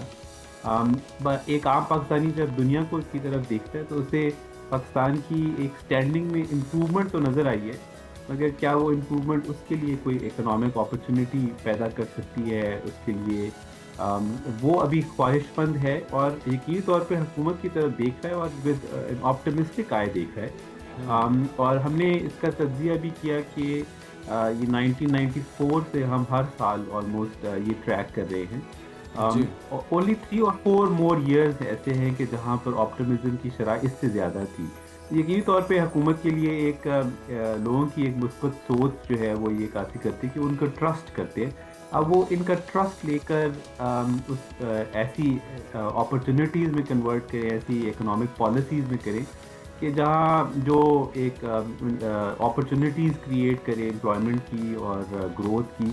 तो किन किन सेक्टर्स में ये अपॉर्चुनिटी आप महसूस करते हैं गिलानी साहब के मौजूद है, जहाँ पे जिसका आप इशारा कर रहे हैं कि गवर्नमेंट को इस मस्बत जो आदाद शुमार हैं उनको यूटिलाइज़ भी करना है, और साथ में ये भी बताएगा कि जो आवाम का एतमाद बहाल हो रहा है ये मईशत में कितना मस्बत किरदार अदा कर सकता है? क्योंकि आवाम का एतमाद बहाल हो रहा है तो इसका मतलब है कि इन्वेस्टर्स का एतमाद भी बहाल होगा, लोकल भी, इंटरनेशनली भी। जी बिल्कुल। सो आई थिंक जो हम आवाम से पूछते हैं कि उनके ख्याल से हुकूमत को क्या करना चाहिए, तो 2-3 की सेक्टर्स हैं, इंडस्ट्रीज़ हैं जहां हमें महसूस होता है कि अगर कोई बेहतर पॉलिसीज़ लाई डायरेक्टली उसके जो समरात हैं वो आवाम तक पहुंच सकते हैं। एक बहुत बड़ा मसला हमारे यहाँ इस वक्त मौजूद पढ़े लिखे नौजवान मर्द और ख़वातीन का है कि जिन्हें हमने अंडर ग्रेजुएट की डिग्री दे दी है, पोस्ट ग्रेजुएट की डिग्री दे दी है, तो उनके लिए एम्प्लॉयमेंट अपॉर्चुनिटीज़ का एक बहुत बड़ा जो सोर्स हो सकता है वो आईटी सेक्टर है। ऑलरेडी पाकिस्तान फ्रीलांसिंग की जो इंडस्ट्री है दुनिया भर में उसमें एक बहुत बड़ा प्लेयर है। तो एक जो की अपॉर्चुनिटी एग्जिस्ट करती है वो ये कि इन फ्रीलांसर्स को मज़ीद असिस्टेंस प्रोवाइड की जाए, उनको एक इंटरनेशनल सतह पर पजीराई प्रोवाइड की जाए, उनके ऊपर जो टैक्सेस हैं और रेगुलेटरी जो इन्वायरमेंट है उसको लूजन अप किया जाए।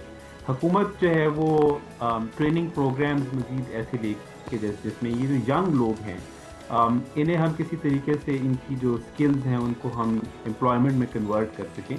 तो एक बहुत बड़ा जो लीप फॉरवर्ड होगा वो ये कि ये जो पढ़े लिखे नौजवान हैं इनको हम पाकिस्तान के ब्रेन ड्रेन के बजाय ब्रेन गेन में कन्वर्ट कर सकें। तो आई थिंक एक तो मेजर अपॉर्चुनिटी और इन्वेस्टमेंट जहाँ ज़रूरत है वो ये सेक्टर है। अच्छा, आपको लग रहा है कि गवर्नमेंट ये कर पाएगी? एक तो आवाम के लिए आसानियाँ, उनके लिए मौके, रोज़गार के मौके हों, मईशत की बेहतरी के लिए इक़दाम हों, इस पोजीशन में हम देख रहे हैं क्योंकि तरक्की की जो शरह है वो इस वक्त बहुत ही हम देख रहे हैं कि वर्स्ट कंडीशन पे है। अगर 2-3 पे हम फंसे रहे तो फिर किस तरह से आवाम का मयार ज़िंदगी बेहतर हो पाएगा? तो ये कितना चैलेंजिंग है गवर्नमेंट के लिए, और गवर्नमेंट इस पोजीशन में है क्योंकि ओवरऑल अगर वर्ल्ड वाइड पाकिस्तान की इस वक्त एक्नॉलेजमेंट की बात की जाए तो इससे ज़्यादा मेरे ख्याल में आइडियल टाइम पाकिस्तान के लिए कभी भी नहीं था। तो उन सारी अपॉर्चुनिटीज़ को अवेल करने के लिए गवर्नमेंट आपको लग रहा है कि इस पोजीशन में है कि वो कर पाएगी? अब जो अगर हम पुराने अदवार देखें कि गवर्नमेंट की जो पॉलिसीज़ हैं वो कब फेल हुई या कामयाब उस हद तक नहीं हो सकी, तो उसमें हमें 2-3 कलीदी पॉइंट्स नज़र आते हैं कि जो इनेबलिंग नहीं थे या डिसेबलिंग थे। उनमें एक पॉलिटिकल इंस्टेबिलिटी है। पिछले एक साल में 2025 में अगर आप देखें तो मजमूई तौर पर जो पॉलिटिकल इंस्टेबिलिटी के जो वाक़यात हैं उनमें कमी आई है। तो डेफिनेटली ऐसा महसूस होता है कि 2026 में पॉलिटिकल इंस्टेबिलिटी में वाज़े कमी आई है। तो गवर्नमेंट को पे कंस्ट्रेन नहीं है इस वक्त, वो ऐसे पॉलिसीज़ और ऐसे इंसेंटिव्स लेके आ सकते हैं कि जिसमें पॉलिटिकल इश्यूज उनको नहीं पेश आएंगे। तो एक तो डेफिनेटली इनेबलिंग एनवायरनमेंट है। दूसरा इंटरनेशनल जो आपने भी बात की, तो हमारे एक बहुत बड़ा इकॉनमी का मसला जो है वो लोन्स की रीपेमेंट है, लोन्स को अरेंज करना है। तो एक इम्प्रूव्ड पाकिस्तान की जियोपॉलिटिकल स्टैंडिंग, मिलिट्री स्टैंडिंग, इनसे हमें ये भी महसूस होता है कि वो वाला एक कंस्ट्रेंट भी दूर हो सकता है। यकीन तौर पे I would be very hopeful and but still remind the government कि इस वक्त जो एक रिस्पाइट ज़रूर मिला है, मगर 2 to 3% ग्रोथ रेट से हम उतनी एम्प्लॉयमेंट एक्टिविटीज़ नहीं जनरेट कर सकेंगे जिससे ये जो ऑप्टिमिज्म है ये सस्टेन हो। तो ये कॉशियस ऑप्टिमिज्म है, यकीनी तौर पे कोई सेलिब्रेटरी ऑप्टिमिज्म नहीं है आवाम की तरफ से। अच्छा, ठीक है, लेकिन इसके बावजूद 2024 का अगर मुआवजा किया जाए तो लगभग 10% का इजाफा जो आवाम की राय है उसमें लोग अक्सरियत जो है वो पुरुमीद हो चुकी है। 51 या 53% का पुरुमीद देना एक बहुत पॉजिटिव और या सेहत अफजा बात है। वर्ल्ड वाइड भी अगर एक रेशो चल रही है लोगों की अपने हुकूमतों से तवक्कुआत की, तो उसमें भी पाकिस्तान बहुत बेहतर पोजीशन पर है। लेकिन आपको लगता है कि ये जो बेहतरी है इसकी पीछे अवामिल हैं क्या? किन वजूहात की बिना पे आवाम को ये पॉजिटिव चेंज या उनकी राय में तब्दीली वाक़ई हुई है? जी, सो आई थिंक एक जो बहुत बड़ा फैक्टर है वो पाकिस्तान में पाकिस्तान की हिस्ट्री की बुलंद तरीन इन्फ्लेशन से, महंगाई की शरह से नीचे क्लाइम डाउन करना है। 2025 में हमने देखा कि जहाँ पर 2024 में बहुत हाई इन्फ्लेशन थी, 30% की थी पाकिस्तान की हिस्ट्री में पहली दफ़ा थी, वहाँ से 2025 में हुकूमत ने अपनी बहुत सी मौसर एक्टिविटीज़ की वजह से जो महंगाई की शरह है वो उसको नीचे लेके आए हैं। तो आम आदमी के लिए तो सबसे बड़ी जो मसला है वो आम अशिया को अफोर्ड करना है। तो उसमें उसे बेहतरी महसूस होती है कि आज पिछले साल की निस्बत जो है वो गंदम की कीमत उतनी हाई नहीं है, प्याज की कीमत उतनी हाई नहीं है, टमाटर की कीमत उतनी महंगी नहीं है। तो एक तरफ तो महंगाई में कमी आने की वजह से लोग एक महसूस करते हैं कि चीज़ें दुरुस्त सिम्त में हैं, डायरेक्शन दुरुस्त है, इंशाल्लाह मज़ीद बेहतर हो जाएगी। दूसरी तरफ आई थिंक जो पाकिस्तान की इंटरनेशनल स्टैंडिंग है, 2025 वो साल है जिसमें हमने एक इंटरनेशनल सतह के ऊपर एक बहुत बड़े हमारे हरीफ को शिकस्त दी, जो पाकिस्तान में एक कॉन्फिडेंस पैदा हुआ कि हरगिज़ ऐसा नहीं है कि हम अक़वाम की जो फहरिस्त है उसमें पीछे रह चुके हैं। हम जब चाहते हैं तो हम अपने जो हमसाया मुल्क है उसके आंखों में आंखें डालकर ये बता सकते हैं कि हम भी अभी जो है हमें एक दिफाई सलाहियत मौजूद है। तो आई थिंक एक डिफेंस एंड इकोनॉमिक फ्रंट के ऊपर जो बेहतरी नज़र आई है, और दीगर भी के अगर आप इकोनॉमिक पॉलिसीज़ देखें तो PIA का फ़रोख्त हो जाना, और इस तरह के बिल्कुल ठीक। पॉलिसीज में एक उसकी वजह से direction आवाम की जरूर राय में तब्दीली आई है और ये मस्बत तब्दीली है। Thank you so much. हमारे साथ बिलाल गिलानी साहब मौजूद थे, एग्जीक्यूटिव विद्यालय पाकिस्तान। राय बदली है आवाम की, आवाम का एतमाद बढ़ा है हुकूमत के ऊपर। हुकूमत को भी चाहिए कि अब पे बैक करे और आवाम की मयार ज़िंदगी, उनकी जो रोज़गार के मौके हैं, जो ब्रेन ड्रेन का सिलसिला है, इस पर काम किया जाए। मुल्क की मीशत को संभाला देने के लिए दोनों स्टेक होल्डर्स, आवाम और हुकूमत, दोनों को किरदार अदा करना होगा और इंशाल्लाह पाकिस्तान का मुस्तकबिल रोशन भी है और ताबनाक भी है। इसके साथ साथ नाज़रीन, एक ब्रेक से पहले आपको बताएं कि गूगल ने अपनी रिवायत बरकरार रखते हुए 2026 के लिए उसको रिसीव करते हुए, उसका इस्तकबाल करते हुए अपना डूडल चेंज किया है न्यू ईयर के लिए। और ये बहुत ही ज़बरदस्त डूडल जो कि आप देख सकते हैं 2025 की अख्तामी शाम के मौके पर हमने देखा कि इसे मुतारिफ़ कराया गया और ये डूडल जो है नए साल की आमद की खुशियाँ और गिनती के आखिरी लम्हात की अलामत भी बन गया है।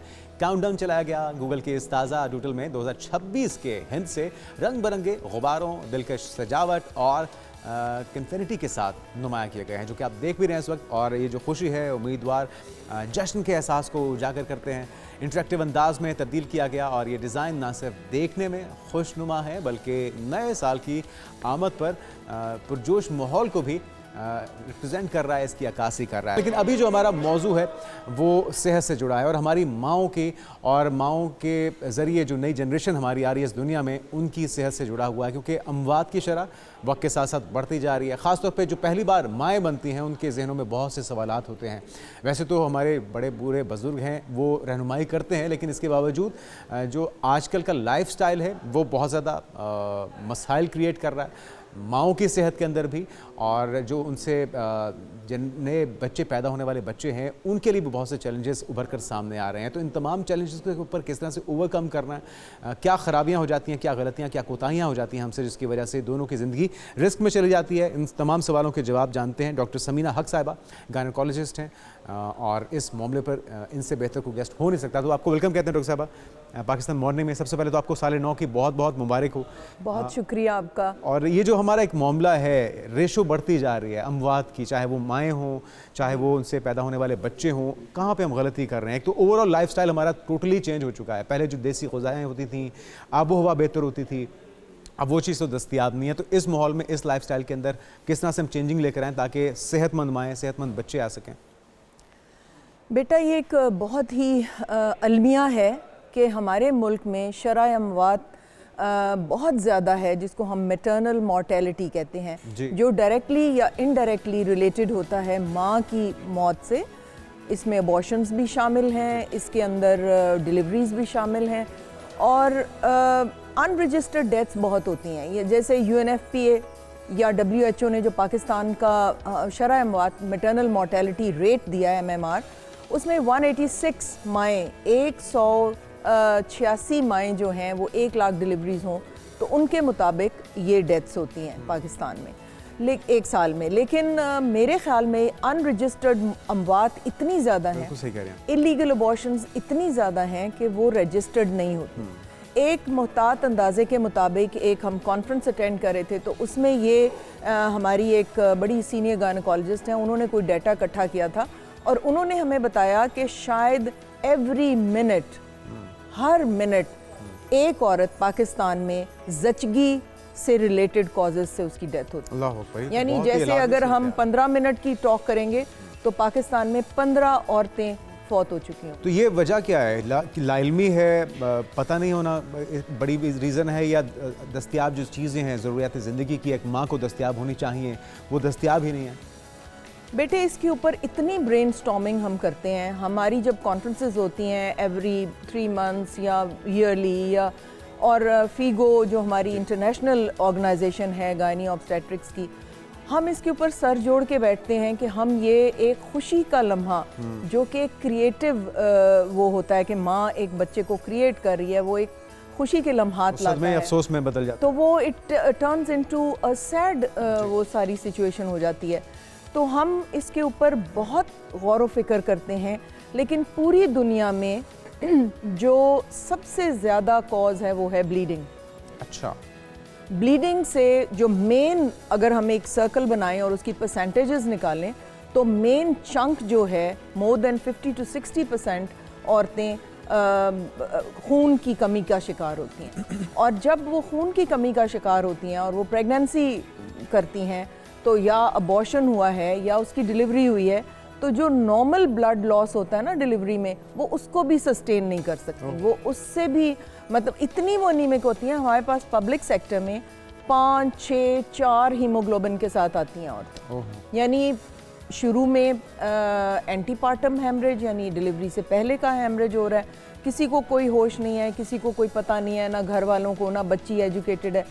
तो मेरे हिसाब में 2 चीज़ों को रेक्टिफाई अगर आप करेंगे तो फिर ही ये जो बेस लाइन, एक हमारे बहुत सीनियर गायनेकोलॉजिस्ट हैं, जब हम इंटरनेशनल कॉन्फ्रेंसेस में जाते हैं तो वो हमें मिलके उन्होंने एक हाउस बनाया है, यानी बेसमेंट जो है ना उस हाउस की वो है एजुकेशन।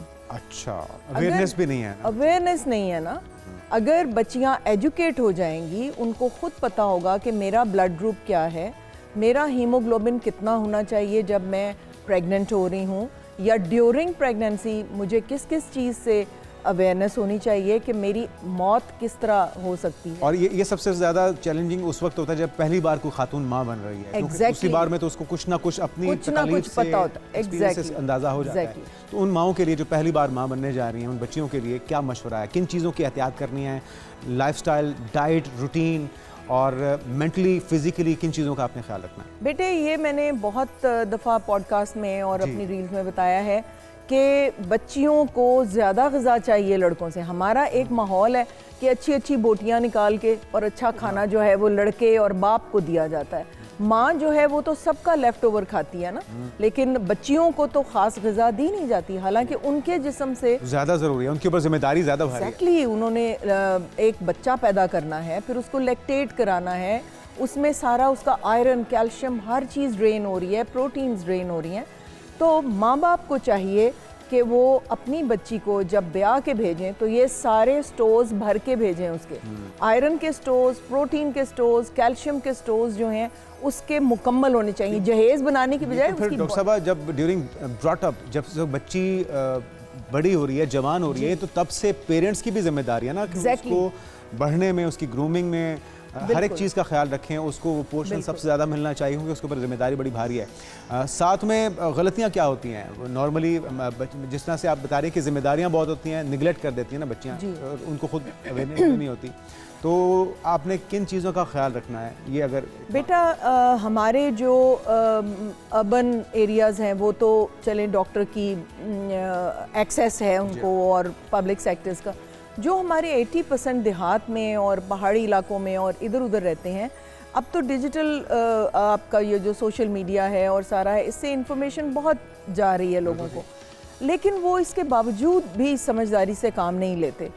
पहला काम है कि बच्ची जब प्रेगनेंसी के लिए जा रही है, एक तो उसकी बहुत छोटी उम्र में शादी ना करें, 12-13 साल की उम्र में शादियाँ हो जाती हैं, उसको बालिग होने दें, 18, 19, 20 साल की उम्र पे शादी करें, और उसके बाद देखें कि उसको पहला चेकअप बिफोर मैरिज, उसका एक चेकअप कराएं, उसको टीबी तो नहीं है। वैसे तो दोनों का होना चाहिए, मेल का दोनों का होना चाहिए बिल्कुल, लेकिन बच्ची का ब्लड ग्रुप, उसका अनीमिया है कि नहीं है, उसको कोई मरूसी बीमारी तो नहीं है, और उसका अल्ट्रासाउंड, एग्जैक्टली हाइपरटेंशन तो नहीं है, शुगर तो नहीं है। ये सारा माँ बाप की जिम्मेदारी है, उस बच्ची की जिम्मेदारी है कि वो अपना ये चेकअप करा के। हम एक्चुअली बच्चियाँ बिल्कुल ही नाइव हैं, बिल्कुल बेखबर हैं अपने उससे। मैं बार बार ये नए साल में मैं बच्चियों को ये पैगाम देना चाहती हूँ कि प्लीज़ अपने बारे में कुछ सोचें, क्योंकि आप मौत के मुंह में हैं। हर डिलीवरी एक औरत को मौत के मुंह से वापस लेके आती है। ठीक है। अच्छा डॉक्टर साहब, एक ड्यूरिंग प्रेगनेंसी आपको पता चल चुका है कि बच्ची प्रेग्नेंट हो गई है, तो सबसे पहले कौन कौन से टेस्ट रिक्वायर्ड होते हैं? एक अमूमी तौर पे माज़रत के साथ, आपका शोबा भी है सेहत का, यहाँ पे एक पेशा बन चुका है, और जो दोनों माँ बाप दोनों परेशान भी होते हैं कि इतनी लंबी चौड़ी एक फहरिस्त आ जाएगी टेस्ट की, बार बार चक्कर लगवाए जाएंगे, जहाँ पे एक टेस्ट रिक्वायर्ड है वहाँ पे 4 टेस्ट लिख दिए जाएंगे। तो कौन कौन से टेस्ट रिक्वायर्ड हैं जो कि ज़रूरी होते हैं? कितने अरसे के बाद डॉक्टर के पास जाना ज़रूरी होता है? किन चीज़ों की एहतियात होनी चाहिए, अगर आप गाइड कर सकें? बेटे जैसे ही पता लगे कि प्रेगनेंसी है, ठीक है, फ़ौरन चेकअप होना चाहिए। ठीक है। हम जब पब्लिक सेक्टर में, जब मैं रजिस्ट्रार थी, तो हम अपने हाउस ऑफिसर्स को कहते थे कि जितनी भी ओपीडी में औरतें आई हैं उनको बावाज़े बुलंद उनका ब्लड ग्रुप याद कराएं, जैसे AB जमा, A जमा, वो बेचारियों को पता ही नहीं होता हमारा ब्लड ग्रुप क्या है और हमारे आसपास कौन से लोग हैं जिनका ब्लड हमें लग सकता है। पहले तो रूटीन टेस्ट जैसे यूरिन का एग्जामिनेशन, ब्लड का एग्जामिनेशन, हेपेटाइटिस बी सी बहुत कॉमन है, वो है ये सब टेस्ट ज़रूरी हैं। HIV स्क्रीनिंग, ये सारा कुछ हो जाए, आपका ब्लड शुगर लेवल, फास्टिंग और रैंडम ये हो जाए। ये थोड़े से टेस्ट हैं, ये तो शायद 700-800 रुपए में हो जाते हैं, छोटी सी लैब से भी हो जाते हैं। और ये जो आपने कहा कि बहुत लंबी सारी लिस्ट दे दी जाएगी, ये किसी प्राइवेट क्लिनिक में ऐसे होता होगा। पब्लिक सेक्टर आप यकीन करें कि डॉक्टर्स इतनी मेहनत करती हैं बच्चियों के ऊपर और अपने मरीजों के ऊपर। डॉक्टर साहब साथ में ये भी बताएगा कि टेस्ट आपने बता दिया कौन कौन से होने चाहिए, रेगुलर चेकअप भी होना चाहिए डॉक्टर के साथ, लेकिन वो क्या क्या अलामात हैं, वो क्या सिम्टम्स हैं जो दिखें आपको शुरू में ही और आपको फौरी तौर पे अलर्ट हो जाना चाहिए, डॉक्टर से रुजू करना चाहिए कि ये चीज़ें ख़तरे की घंटी हैं? बेटा हमारे मुल्क में ट्यूबरक्लोसिस बहुत ज़्यादा है। अच्छा। और ट्यूबरक्लोसिस का जो जरासीम है ना, उसको बच्चियों की ट्यूब्स बहुत पसंद है। अच्छा। तो जब रेस्पिरेटरी ट्रैक्ट से ही अंदर जाता है जरासीम, लेकिन वो सबसे ज़्यादा उसको पसंद है ट्यूब्स, और ट्यूब्स को वो डिस्ट्रॉय करता है। हमारे मुल्क में ट्यूबल प्रेगनेंसी और फिर उसका रप्चर होना बहुत कॉमन है। आपने अक्सर सुना होगा वो ट्यूब में हमल था, वो फट गया। और ज़्यादातर ये टीबी की वजह से होता है, क्योंकि टीबी जाके वो ब्रशेज़ होते हैं ट्यूब में जो अंडे को आगे ले जाते हैं, उसके पैचेस को डिस्ट्रॉय कर देता है। तो वहाँ पे ही ट्यूब में स्टक हो जाता है अंडा और वहाँ पे ग्रो करना शुरू कर देता है। तो सबसे पहला काम है ये टेस्ट कराने के बाद एक अल्ट्रासाउंड होना चाहिए कि प्रेगनेंसी यूट्रस में ही है, कहीं ट्यूब में या ओवरी में या एब्डोमिनल भी होती है, अंतड़ियों के साथ जुड़ी हुई। तो ये देखना बहुत ज़रूरी है कि वो अपनी सही जगह पे प्रेगनेंसी मौजूद है। और उसके बाद अगर ट्यूब में है या काफ़ी दिन गुजर गए हैं और यूट्रस में सैक नज़र ही नहीं आ रहा, प्रेगनेंसी टेस्ट पॉजिटिव आता जा रहा है लेकिन यूट्रस एम्प्टी है, तो प्लीज़ उसको फिर छोटे शहर में छोटी क्लिनिक पे मत लेके जाइए, बड़े शहर में पब्लिक सेक्टर के किसी हॉस्पिटल में लेके जाइए ताकि वो मौत वाक़ई ना हो। क्योंकि अगर ट्यूब फट जाएगी तो ऐसे लगेगा जैसे टैप खोल दी है ब्लड की। तो इसलिए ये बड़ा ज़रूरी है देखना। तो ज़िंदगी भी रिस्क में डाल सकती है। एग्जैक्टली, क्योंकि वो पहले ही एनीमिक होती हैं ना। अगर वो खून उनमें काफ़ी हो तो फिर तो बच जाती हैं। पेट भरे हुए खून के साथ वो हमारे पास आती हैं और फिर एक ट्यूब निकाली, फिर अगली बार दूसरी। तो ये किसी भी माँ में हो सकता है या कुछ गलतियाँ सरजद हो जाती हैं, कुछ लापरवाही बेहतियाती हो जाती है? ये तो शुरू में ही उसने एम्बेड जब होना है ना, अच्छा, तो वो बिल्कुल माइन्यूट जब चंद दिन ही ऊपर गए हैं तो तब ये ट्यूबल प्रेगनेंसी होती है। तो एक ये देखना कि यूट्रस में ही है, फिर उसके इनिशियल टेस्ट सारे के अनीमिक तो नहीं है, क्योंकि सबसे ज़्यादा अमवात जो मैंने आपको मैटरनल मोर्टेलिटी रेट बताया उसमें है ब्लीडिंग के साथ। अगर वो शुरू ही प्रेगनेंसी उसने 7 हीमोग्लोबिन से की है, थोड़ी सी ब्लीडिंग उसकी जान ले सकती है। फिर हाइपरटेंसिव डिसऑर्डर्स होते हैं। ठीक है। हाइपरटेंसिव डिसऑर्डर्स होते हैं जो ब्लड प्रेशर बहुत हाई हो जाता है और माँ को तकरीबन कोई 5वें-6 महीने में फिट्स पड़ने शुरू हो जाते हैं, मुंह से झाग निकलनी शुरू हो जाती है, बेहोश हो जाती हैं और ब्रेन एडीमा होता है और बहुत बुरे हाल में वो हमारे पास पहुँचती हैं। तो ये बहुत ज़रूरी है कि उसका इनिशियली देखें कि ब्लड प्रेशर तो हाई नहीं है या शुरू में उसकी फैमिली हिस्ट्री तो नहीं है। फिर डायबिटीज़ है, इतने बच्चे ज़ाया होते हैं अनडायग्नोज्ड डायबिटीज़ के साथ। माँ को होने वाली माँ को शुगर हो जाती है हमल। ये क्या रीज़न है? मीठा ज़्यादा खाने लग जाती है माँ या कोई और रीज़न है? नहीं। और फिर उसको कंट्रोल कैसे करना है? क्यों जो आप बिल्कुल ठीक कह रही हैं, उससे जो बच्चा है उसकी लाइफ भी इफेक्ट होती है। बिल्कुल होती है। इसमें क्या होता है कि लुबलुबा जो पैंक्रियाज है वो इंसुलिन बनाता है। अब प्रेगनेंसी में इतने हार्मोन पैदा होते हैं लीवर भी एक रीजन है जो नहीं अच्छा, जो एंटी इंसुलिन है, जैसे estrogen, progesterone, human placental lactogen और बहुत से हार्मोन्स हैं। एक एंजाइम प्लेसेंटा इंसुलिनेज एक एंजाइम बनाता है जो डायरेक्टली इंसुलिन को डिस्ट्रॉय करता है। तो लुबलुबे पे बहुत बोझ पड़ जाता है प्रेगनेंसी में, क्योंकि इतने दुश्मन इंसुलिन के ब्लड में आ जाते हैं। अब वो बेचारा कोशिश करता रहता है, लेकिन इतने ज़्यादा हार्मोन्स होते हैं कि वो कोप नहीं कर सकता। और फिर उसका हल क्या है फिर डॉक्टर साहब? उसका हल ये है कि शुरू में ही आप डॉक्टर से एक पहला चेकअप अस्पताल में होना बहुत ज़रूरी है। उसके बाद डॉक्टर उनको गाइडलाइंस दे देंगी। तो हम हर औरत का 18वें हफ्ते पे या 20वें हफ्ते पे, अगर उसकी फैमिली हिस्ट्री है, आम तौर पे वो शुगर नहीं होगी, लेकिन जैसे ही बोझ प्रेगनेंसी का पड़ेगा वो शुगर आ जाएगी। लास्टली अगर ये शुगर प्रेगनेंसी के बाद भी जारी रहती है तो उसके लिए माओं के लिए क्या मशवरा है, क्योंकि उसके बाद भी तो चैलेंजेस हैं डिलीवरी बेटे। अभी तो प्रेगनेंसी में बच्चे ने पेट में फौत हो जाना है, उसने मल्टीपल अबॉर्शंस हो जानी है, फिर उसके बाद जब देखें अल्लाह ताला का निज़ाम एक वो बैरियर होता है, बैरियर में इंसुलिन नहीं जाएगी बच्चे की तरफ, ग्लूकोज माँ का जाएगा।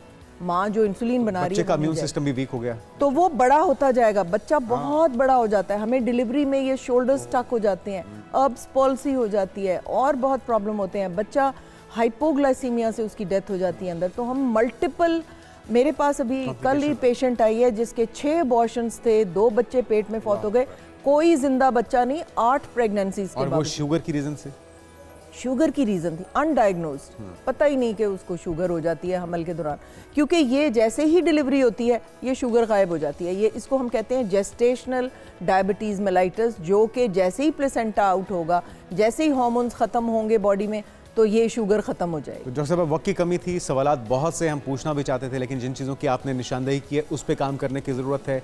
और न सिर्फ हिफ्ज़ान सेहत के मुताबिक आपकी डाइट होनी चाहिए, बल्कि डॉक्टर से, माहिरीन से रुजू करें, पहला टेस्ट भी होना चाहिए, उसके बाद थ्रू आउट डॉक्टर की रहनुमाई के मुताबिक चलें, ताकि आप अपनी ज़िंदगी को भी बचा सकें और आने वाले जो नन्ही जान है उसकी ज़िंदगी को भी महफूज बनाया जा सके। उसके अंदर जो कॉम्प्लिकेशन होने के ख़तरे हैं या मुख्तलिफ ख़राबियाँ हो जाती हैं सेहत के हवाले से, उससे बचा जा सके। तो हम यकीनी तौर पर ओवरऑल पाकिस्तान में जो मोर्टेलिटी रेट है माओं का, उसको बचा सकते हैं ड्यूरिंग प्रेगनेंसी भी और उसके बाद भी। फरवरी 2026 में होने वाला T20 वर्ल्ड कप सिर्फ एक टूर्नामेंट नहीं है, बल्कि पाकिस्तान क्रिकेट के लिए एक और इम्तिहान भी है, एक और ख्वाब भी है, एक और मौका बनकर सामने आ रहा है। और एक ऐसी टीम जिससे करोड़ों मद्दाहों की उम्मीदें जुड़ी हुई हैं, वाबस्ता हैं, वो इस बार अपने वर्ल्ड कप के मैचेस श्रीलंका की सरजमीन पर खेलेगी, जहां हर मैच दबाव, तवक्कुआत और जज्बात का एक इम्तिहान भी साबित हो सकता है। तो खासतौर पर 15 फरवरी को जो पाकिस्तान और भारत का टाकरा होगा, रिवायती अरीब आमने सामने होंगे, हाई वोल्टेज मुकाबला होता है, पॉइंट्स टेबल बल्कि कौम के दिलों की धड़कनों का फैसला अगर कहा जाए तो ये गलत नहीं होगा, क्योंकि हमारे लिए तो वही फाइनल मैच होता है,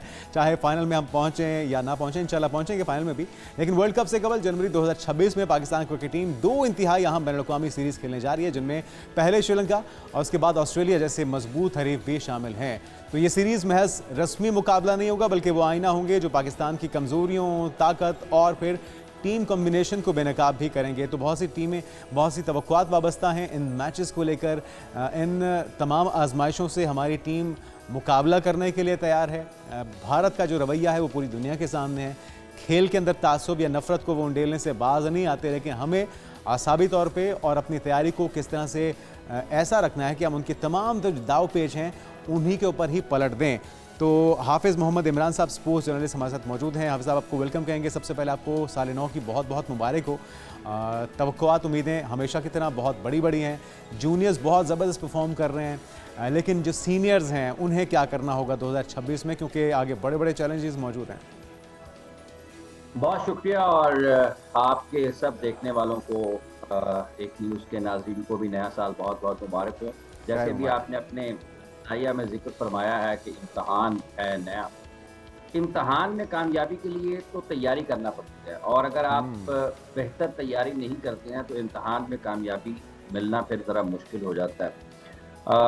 नया साल है, पाकिस्तान क्रिकेट टीम 2025 में भारत के साथ चैम्पियंस ट्रॉफी में आमने सामने आई, और फिर एशिया कप क्रिकेट टूर्नामेंट में दोनों टीमें आमने सामने आई, और उन 4 मैचेस में पाकिस्तान को नाकामी का सामना करना पड़ा है। बिलखुसूस अगर एक मैच के हवाले से बात करते हैं, वैसे तो पाकिस्तान चैम्पियंस ट्रॉफी में भी शुरू होते साथ ही बाहर हो गया था, और फिर एशिया कप क्रिकेट टूर्नामेंट में पाकिस्तान का असल मुकाबला भारत से था, और वहाँ भी पाकिस्तान को नाकामी का सामना करना पड़ा। और साल 9 में जब आपने फरवरी का जिक्र किया है, तो पाकिस्तान का सबसे बड़ा मुकाबला भारत के साथ ही होगा। अब देखना यह है कि फिर साथ आपने जिक्र ये भी फरमाया कि 2 सीरीज उससे पहले हैं, और वो नए साल में वर्ल्ड कप के मुकाबलों की तैयारी के हवाले से बहुत अहमियत रखती हैं। लेकिन जिस स्क्वाड का ऐलान पाकिस्तान ने श्रीलंका के लिए किया है, उसको देखकर कुछ नहीं लगता कि ये इस टीम का कुछ लेना देना या कुछ रब्त बनता है 2020 वर्ल्ड कप से। तो तैयारियां हमारी, वैसे तो पाकिस्तान, सबकी ख्वाहिश है कि पाकिस्तान बेहतर जगह पर फिनिश करे, फाइनल में जाए, फाइनल भी जीते, सब कुछ, ये तवक्कुआत सब की हैं। लेकिन जो तैयारियां हैं, जो हाल है पाकिस्तान क्रिकेट टीम का, उसको देखकर ये ज़रा मुश्किल लगता है, क्योंकि हम एक पाकिस्तानी की हैसियत से इस ख्वाहिश का इजहार तो कर सकते हैं, हम ख्वाब भी देख सकते हैं, जी लेकिन उन ख्वाहिशात की तकमील के लिए और ख्वाबों की ताबीर के लिए वो 15, 14, 16 खिलाड़ी हैं, 11 खिलाड़ी हैं जिन्होंने दुनिया को हराना है, और अगर वो नहीं हराएंगे तो फिर हमारी ख्वाहिशात को भी तकमील नहीं होगी उनकी, और दुरुस्त साथ कहा साथ आपने। ख्वाब भी बिखर जाएंगे। अच्छा हाफिज साहब, आप बड़ी तनकीदी जायज़ा लेते रहते हैं या तामीरी तनकीद करते रहते हैं, बोर्ड की मामलात हों, सिलेक्शन के मामलात हों, पीसीबी के मैनेजरियल मामलात हों, और होनी भी चाहिए। तनकीद अगर तामीरी हो तो वो ज़रूरी भी होती है इस्लाह के लिए। क्या वजह है? मजबूरियाँ हैं हमारी, या फिर हम डेलिब्रेटली कर रहे हैं कुछ लोगों को खुश करने के लिए, फेवरेटिज़म, सियासत? अगर यही चलता रहा तो फिर वो हमारे ख्वाब किस तरह से शर्मिंदा ताबीर होंगे जिनकी हम ख्वाहिश लिए बैठे हुए हैं? देखें, ये नहीं कहा जा सकता कि कोई जानबूझ के कर रहा है, क्योंकि उसके बारे में आप के पास कुछ चीज़ें मौजूद होनी चाहिए, लेकिन ये तो कहा जा सकता है कि ठीक नहीं कर रहे। ये तो कहा जा सकता है ना कि ठीक नहीं कर रहे हैं। अब उसके ऊपर भी डिबेट हो सकती है, और ये जो तामीरी तनकीद है या इस्लाह के लिए बात करना है, ये ज़रूरी है। अगर आप ही सेड पे चले जाएंगे, उसने ये कह दिया और उसने ये कह दिया, तो फिर तो सवाल ख़त्म हो गए, दिमाग का इस्तेमाल ख़त्म हो गया। तो तामीरी तनकीद इसलिए ज़रूरी है कि इस खेल की अहमियत और हसासियत और हैसियत ये है कि मज़हब के बाद ये पाकिस्तान में दूसरी सबसे बड़ी ताकत है जो पाकिस्तान के लोगों को जोड़ती है, इकट्ठा करती है। पाकिस्तान की टीम जब कभी भी किसी आलमी मुकाबले में फतहयाब होती है, इवन भारत के खिलाफ अगर कामयाब होती है, तो कराची से खैबर तक, ठीक है जी, लोधरा से हैदराबाद तक, ठीक है, और लंडी कोतल से लाहौर तक, सब जगह पर पाकिस्तान जिंदाबाद का नारा लगता है। सियासी तासुब से, सियासी इख्तिलाफात से, रंगो नस्ल से, जुबान की कैद से आज़ाद होकर सब पाकिस्तानी एक ही नारा लगाते हैं, वो पाकिस्तान जिंदाबाद है। और अगर आपकी मुत्तहिद करने वाली एक ताकत, उसका ये हाल हो रहा हो मुल्क में कि वो हर बड़ी टीम के खिलाफ जाते हुए उसकी नाकामी के इम्कानात ज़्यादा हो, कामयाबी के कम हो, तो उसको कैसे ठीक कहा जा सकता है? इसलिए इस खेल की हैसियत, अहमियत और इसकी हसासियत ये है कि अगर इसमें कुछ बुरा हो रहा है, अच्छा, गलत हो बिल्कुल रहा बिल्कुल, ये तो कोई दो राय है ही नहीं कि कि निशानदेही बहुत ज़रूरी है हाफिज़ साहब। अच्छा, 2-3 चीज़ें, वैसे तो आप बेहतर उस पर अपनी राय दे सकते हैं।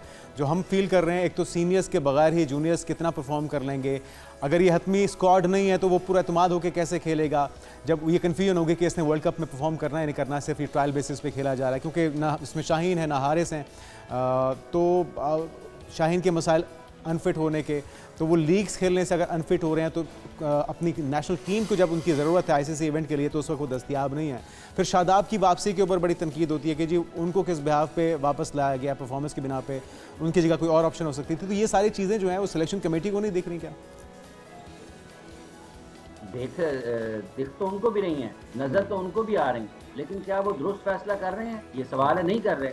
आपने शादाब का जिक्र किया, सारे पाकिस्तान में आपको ये शोर सुनने को मिलता है कि फर्स्ट क्लास क्रिकेट खिलाएं जी बाबर आजम। क्रिकेटर्स को फर्स्ट क्लास क्रिकेट खेलनी चाहिए। पाकिस्तान के टॉप क्रिकेटर्स भी यही बात करते हैं जी, first class cricket, first class cricket, first class cricket. तो वो फर्स्ट क्लास क्रिकेट उस वक्त कहाँ जाती है जब आप शादी को इंजरी से सेहतियाब होने के बाद बीबीएल से सीधा पाकिस्तान की टीम में डाल देते हैं। उस वक्त फर्स्ट क्लास क्रिकेट कहाँ जाती है? वो ख्वाजा नाफे और अब्दुल समद को टीम में शामिल किया है, उस वक्त क्यों ये आवाज़ बुलंद नहीं होती कि आपकी फर्स्ट क्लास क्रिकेट में से कोई इन्होंने कुछ खेला है या नहीं खेला है? इन दोनों की फर्स्ट क्लास क्रिकेट उठाकर देखें ना। क्या ये सिर्फ बाबर आजम के लिए फर्स्ट क्लास क्रिकेट खेलना और उसके लिए बात करना जरूरी है? आप जो इंटरनेशनल क्रिकेट खेल रहा है उसको कहते हैं कि फर्स्ट क्लास क्रिकेट खिलाओ, और जिसको नीचे से लेकर आ रहे हैं उसकी कोई फर्स्ट क्लास क्रिकेट होती नहीं है। तो ये दो पैमाने और मायार है ना। तो ये किस तरीके से अगर आपने दुनिया का मुकाबला करना है, ये अभी साउथ अफ्रीका की टीम पाकिस्तान आई थी, उनके 7 या 6 खिलाड़ी वो थे जो कि बिल्कुल नए थे या उनकी अहम टीम का हिस्सा नहीं होते, सीनियर टीम का। उन सब के पाथवेज तो चेक करें ना, वो सारे के सारे अपनी अंडर 19 और स्टेट क्रिकेट से खेलते हुए आए हैं। जहाँ तक ताल्लुक लीग क्रिकेट का, और आपने शाहिना अफरीदी का जिक्र किया है, देखें पाकिस्तान में अकेले शाहिना अफरीदी लीग क्रिकेट नहीं खेल रहे। पाकिस्तान में वनडे कप हो रहा था हमारा कौमी सतह पर, और पाकिस्तान के सारे अहम क्रिकेटर्स आईआरटी में, बिग बैश में और बीपीएल में खेल रहे थे। इन दिनों भी प्रेसिडेंट का 4 डे टूर्नामेंट चल रहा है। कहाँ है आपके सारे के सारे सुपरस्टार वो तो सारे बाहर खेल रहे हैं। तो क्या सिलेक्शन कमेटी को नहीं नजर आता, पाकिस्तान क्रिकेट बोर्ड को नजर नहीं आता ये फर्स्ट क्लास क्रिकेट जहां से आपने प्लेयर्स को लाना है, यहाँ पर किन्होंने खेलना है? शाहीन आफरीदी अगर लीग क्रिकेट में इंजर्ड हुए हैं तो उनको अपनी इंजरी को बेहतर बनाने के लिए काम करना है ना। पाकिस्तान क्रिकेट बोर्ड ने 2022 में भी उन्हें जब वो मुकम्मल तौर पर सेहतियाब नहीं हो पाए थे क्रिकेट खिला दी, और उसके बाद फाइनल में वो दोबारा अनफिट हो गए। अब वो ऑस्ट्रेलिया गए हैं, एक मतलब फिर उनके घुटने की इंजरी है, वो उसका सामना करना पड़ा, वो वतन वापस आए हैं। पाकिस्तान एक मरतबा से फिर शाहीन आफरीदी के अनफिट होने के बाद नए बॉल के बॉलर की तलाश कर रहा होगा। चिराग लेके हम लालटेने लेकर ढूंढ रहे होंगे कि नया बॉल कौन करेगा। और सितम तो ये है कि करोड़ों लोग इस मुल्क के जो क्रिकेट को पसंद करते हैं और इस मुल्क की फास्ट बॉलिंग में एक शानदार तारीख है, उसके पास नया गेंद करने वाले गेंदबाजी मौजूद नहीं। तो समझ ही नहीं आती कि क्या करना है, किसको कराएं। दुनिया में पेयर बनते हैं, वसीम वकार का पेयर है, ठीक है, शॉन पॉलक और एरन डोरन का पेयर है, कॉर्टनी वॉश और कर्टी एम्ब्रोज का पेयर है, जवागल श्रीनाथ और वेंकटेश प्रसाद का पेयर है, ठीक है, इमरान खान और सरफराज नवाज का पेयर है। अब दुनिया में उठाकर तो देखे ना, दुनिया पेयर में फास्ट बॉलर्स बनाती है। हम क्या करते हैं, हमारा पेयर हर मैच में एक नया पेयर बन जाता है, ठीक है। तो ये किसके करने के काम है? ये तारीखी हवाले आपके सामने रखे हैं ना। तो ये क्या पाकिस्तान क्रिकेट बोर्ड की सिलेक्शन कमेटी को नहीं पता? वहां पर जो सिलेक्शन में सबसे अहम किरदार अदा करते हैं वो तो पाकिस्तान के एक फास्ट बॉलर ही हैं, आकिब जावेद साहब। तो किसने देखना है?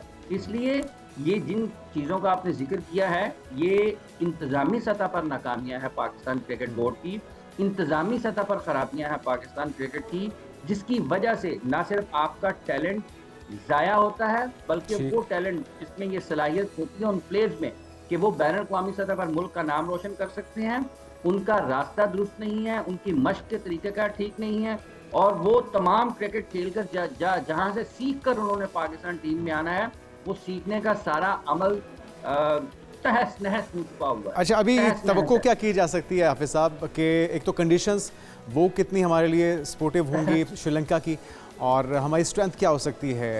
बॉलिंग अटैक यकीनी तौर पे हमारे लिए एक हमारी मजबूती के तौर पे, हमारी स्ट्रेंथ के तौर पे उसे गिना जाता है, लेकिन फास्ट पेसर्स होंगे, स्पिनर्स होंगे, कौन चलेंगे, किस पे हम तकिया कर सकते हैं, किस पे रिलाई कर सकते हैं? देखिए, तवक्को तो यही करनी चाहिए ना कि पाकिस्तान जीते, तवक्को तो यही करनी चाहिए कि पाकिस्तान जीते। लेकिन पाकिस्तान की स्ट्रेंथ, अभी आप माइक लेकर चले जाएं बाहर, और माइक हैसन के अलावा पाकिस्तान की स्ट्रेंथ कोई नहीं होगी। हमारी इस वक्त एक स्ट्रेंथ है कि माइक हैसन पाकिस्तान के कोच है। क्या कोचेस वर्ल्ड कप जीता करते हैं? पाकिस्तान ने श्रीलंका में वर्ल्ड कप खेलना है, हमारे स्पिन बॉलिंग में ऑप्शंस बेहतर हैं। अगर वो बेहतर खेलते हैं और हमारे बैटर्स मुखालिफ टीम के स्पिनर्स को अच्छा खेलते हैं, तो कंडीशंस के एतबार से देखते हुए कि हम अच्छी जगह पर फिनिश कर सकते हैं। लेकिन इसका इन्हिसार सारे का सारा आपके बैटर्स पर, चूंकि हमारे स्पिनर्स ने अगर मुखालिफ टीम के बैटर्स को गेंदबाजी करना है तो मुखालिफ टीम में भी स्पिनर्स मौजूद हैं, हमारे बैटर्स ने रन्स भी करना है। स्ट्रेंथ पाकिस्तान टीम की इस वक्त कोई नहीं है। यहाँ पर बेंच स्ट्रेंथ की भी बात होती है कि बेंच स्ट्रेंथ होनी चाहिए, पहले आपकी टीम की स्ट्रेंथ होनी चाहिए, बेंच बाद में बनता है। तो स्ट्रेंथ कोई नहीं है, दुआएं होंगी, और अगर हमारा कोई मुखालिफ टीम ज़्यादा अच्छा ना खेली, हमारा दिन अच्छा हुआ, हमारे प्लेयर्स एज यूनिट अच्छा खेल गए, तो कुछ नताइज बेहतर आ सकते हैं। लेकिन बिल्कुल, हमारी दुआएं तो हमेशा की तरह हैं, हमारी उम्मीदें भी वाबस्ता है। उम्मीद करते हैं कि इन उम्मीदों पे हमारी टीम उतर भी सके। बहुत शुक्रिया, हाफिज़ मोहम्मद इमरान हमारे साथ मौजूद थे और बहुत से गिले हैं इन्हें, और यकीनी तौर पे कुछ ऐसे मसाइल सामने दरपेश हैं जिसकी वजह से जो क्रिकेट नाकदीन है, जो शाकीन हैं, उनके तहफ़्फ़ुज़ात अपनी जगह मौजूद हैं। उम्मीद करते हैं हमारी टीम अच्छा परफॉर्म करे, इन सारे शिकवों को दूर किया जा सके। बहरहाल इंटरनेशनल क्रिकेट काउंसिल ने प्लेयर्स की नई रैंकिंग नाज़रीन जारी की है, और इंटरनेशनल क्रिकेट काउंसिल की तरफ से ताज़ा रैंकिंग के मुताबिक टेस्ट बॉलर्स में जसप्रीत बुमराह का पहला नंबर है। ऑस्ट्रेलिया के मिचेल स्टार्क हैं, एक दर्जा तरक्की के बाद वो दूसरे नंबर पर आ गए हैं। पाकिस्तान के स्पिनर नुमान अली की 2 दर्जा बेहतरी के बाद तीसरी पोजीशन आ गई है। तो पाकिस्तानी प्लेयर्स अपनी दर्जाबंदियां भी बेहतर कर रहे हैं, अपनी जो परफॉर्मेंस है नेशनल टीम की उसे भी बेहतर करने की ज़रूरत है, ताकि जो एक शिकस्त का दाग है, गर्दाब है, उससे हम निकल सकें। 2026 उम्मीद करते हैं कि हमारे लिए कामयाबियों का और बेहतरी का साल साबित। नया साल 2026 सिर्फ तारीख बदलने का नाम नहीं है, बल्कि ख़ुद को बदलने का, सोच को नया रुख देने और ज़िंदगी में हकीकी कामयाबी हासिल करने का मौका है। अवाम क्या कहते हैं, लोग क्या कहते हैं, पहले इस पर बात करते हैं, फिर माहिरीन की राय शामिल करते हैं।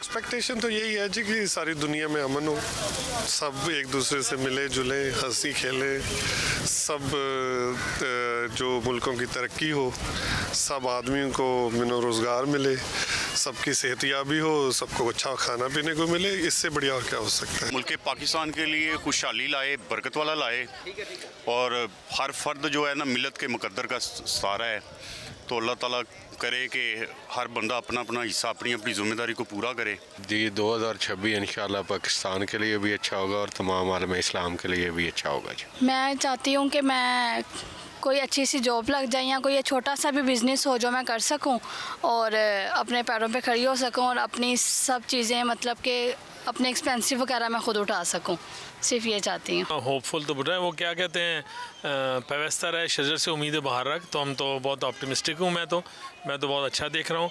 जिस तरह 2025 में हमने एक लाजवाल किस्म की कामयाबी हासिल की है, जो दुश्मन मुल्क ने हमारे मुल्क पे हमला किया था, मेरे ख्याल में जो सबसे बड़ी 2025 की अचीवमेंट थी वो यही है और उसकी वजह से आई थिंक कि हमारा जो 2026 है वो बहुत ज़बरदस्त होगा। मैं कराची से आई हूँ, तो मैं चाहती हूँ कि वहाँ पर जो भी अभी बहुत सारे बच्चे मैन होल्स वगैरह में गिरे हैं तो उससे चेंजेस आए, रोड सही हो जाएँ, ये सब चाहती हूँ। मैं देखता हूँ जी, हमने बहुत तकलीफ़ काटी है पिछले 5-10 साल में, लेकिन ये जो 2026 है ना, हमें हमारी नई नस्ल के लिए बहुत कुछ मिल जाएगा।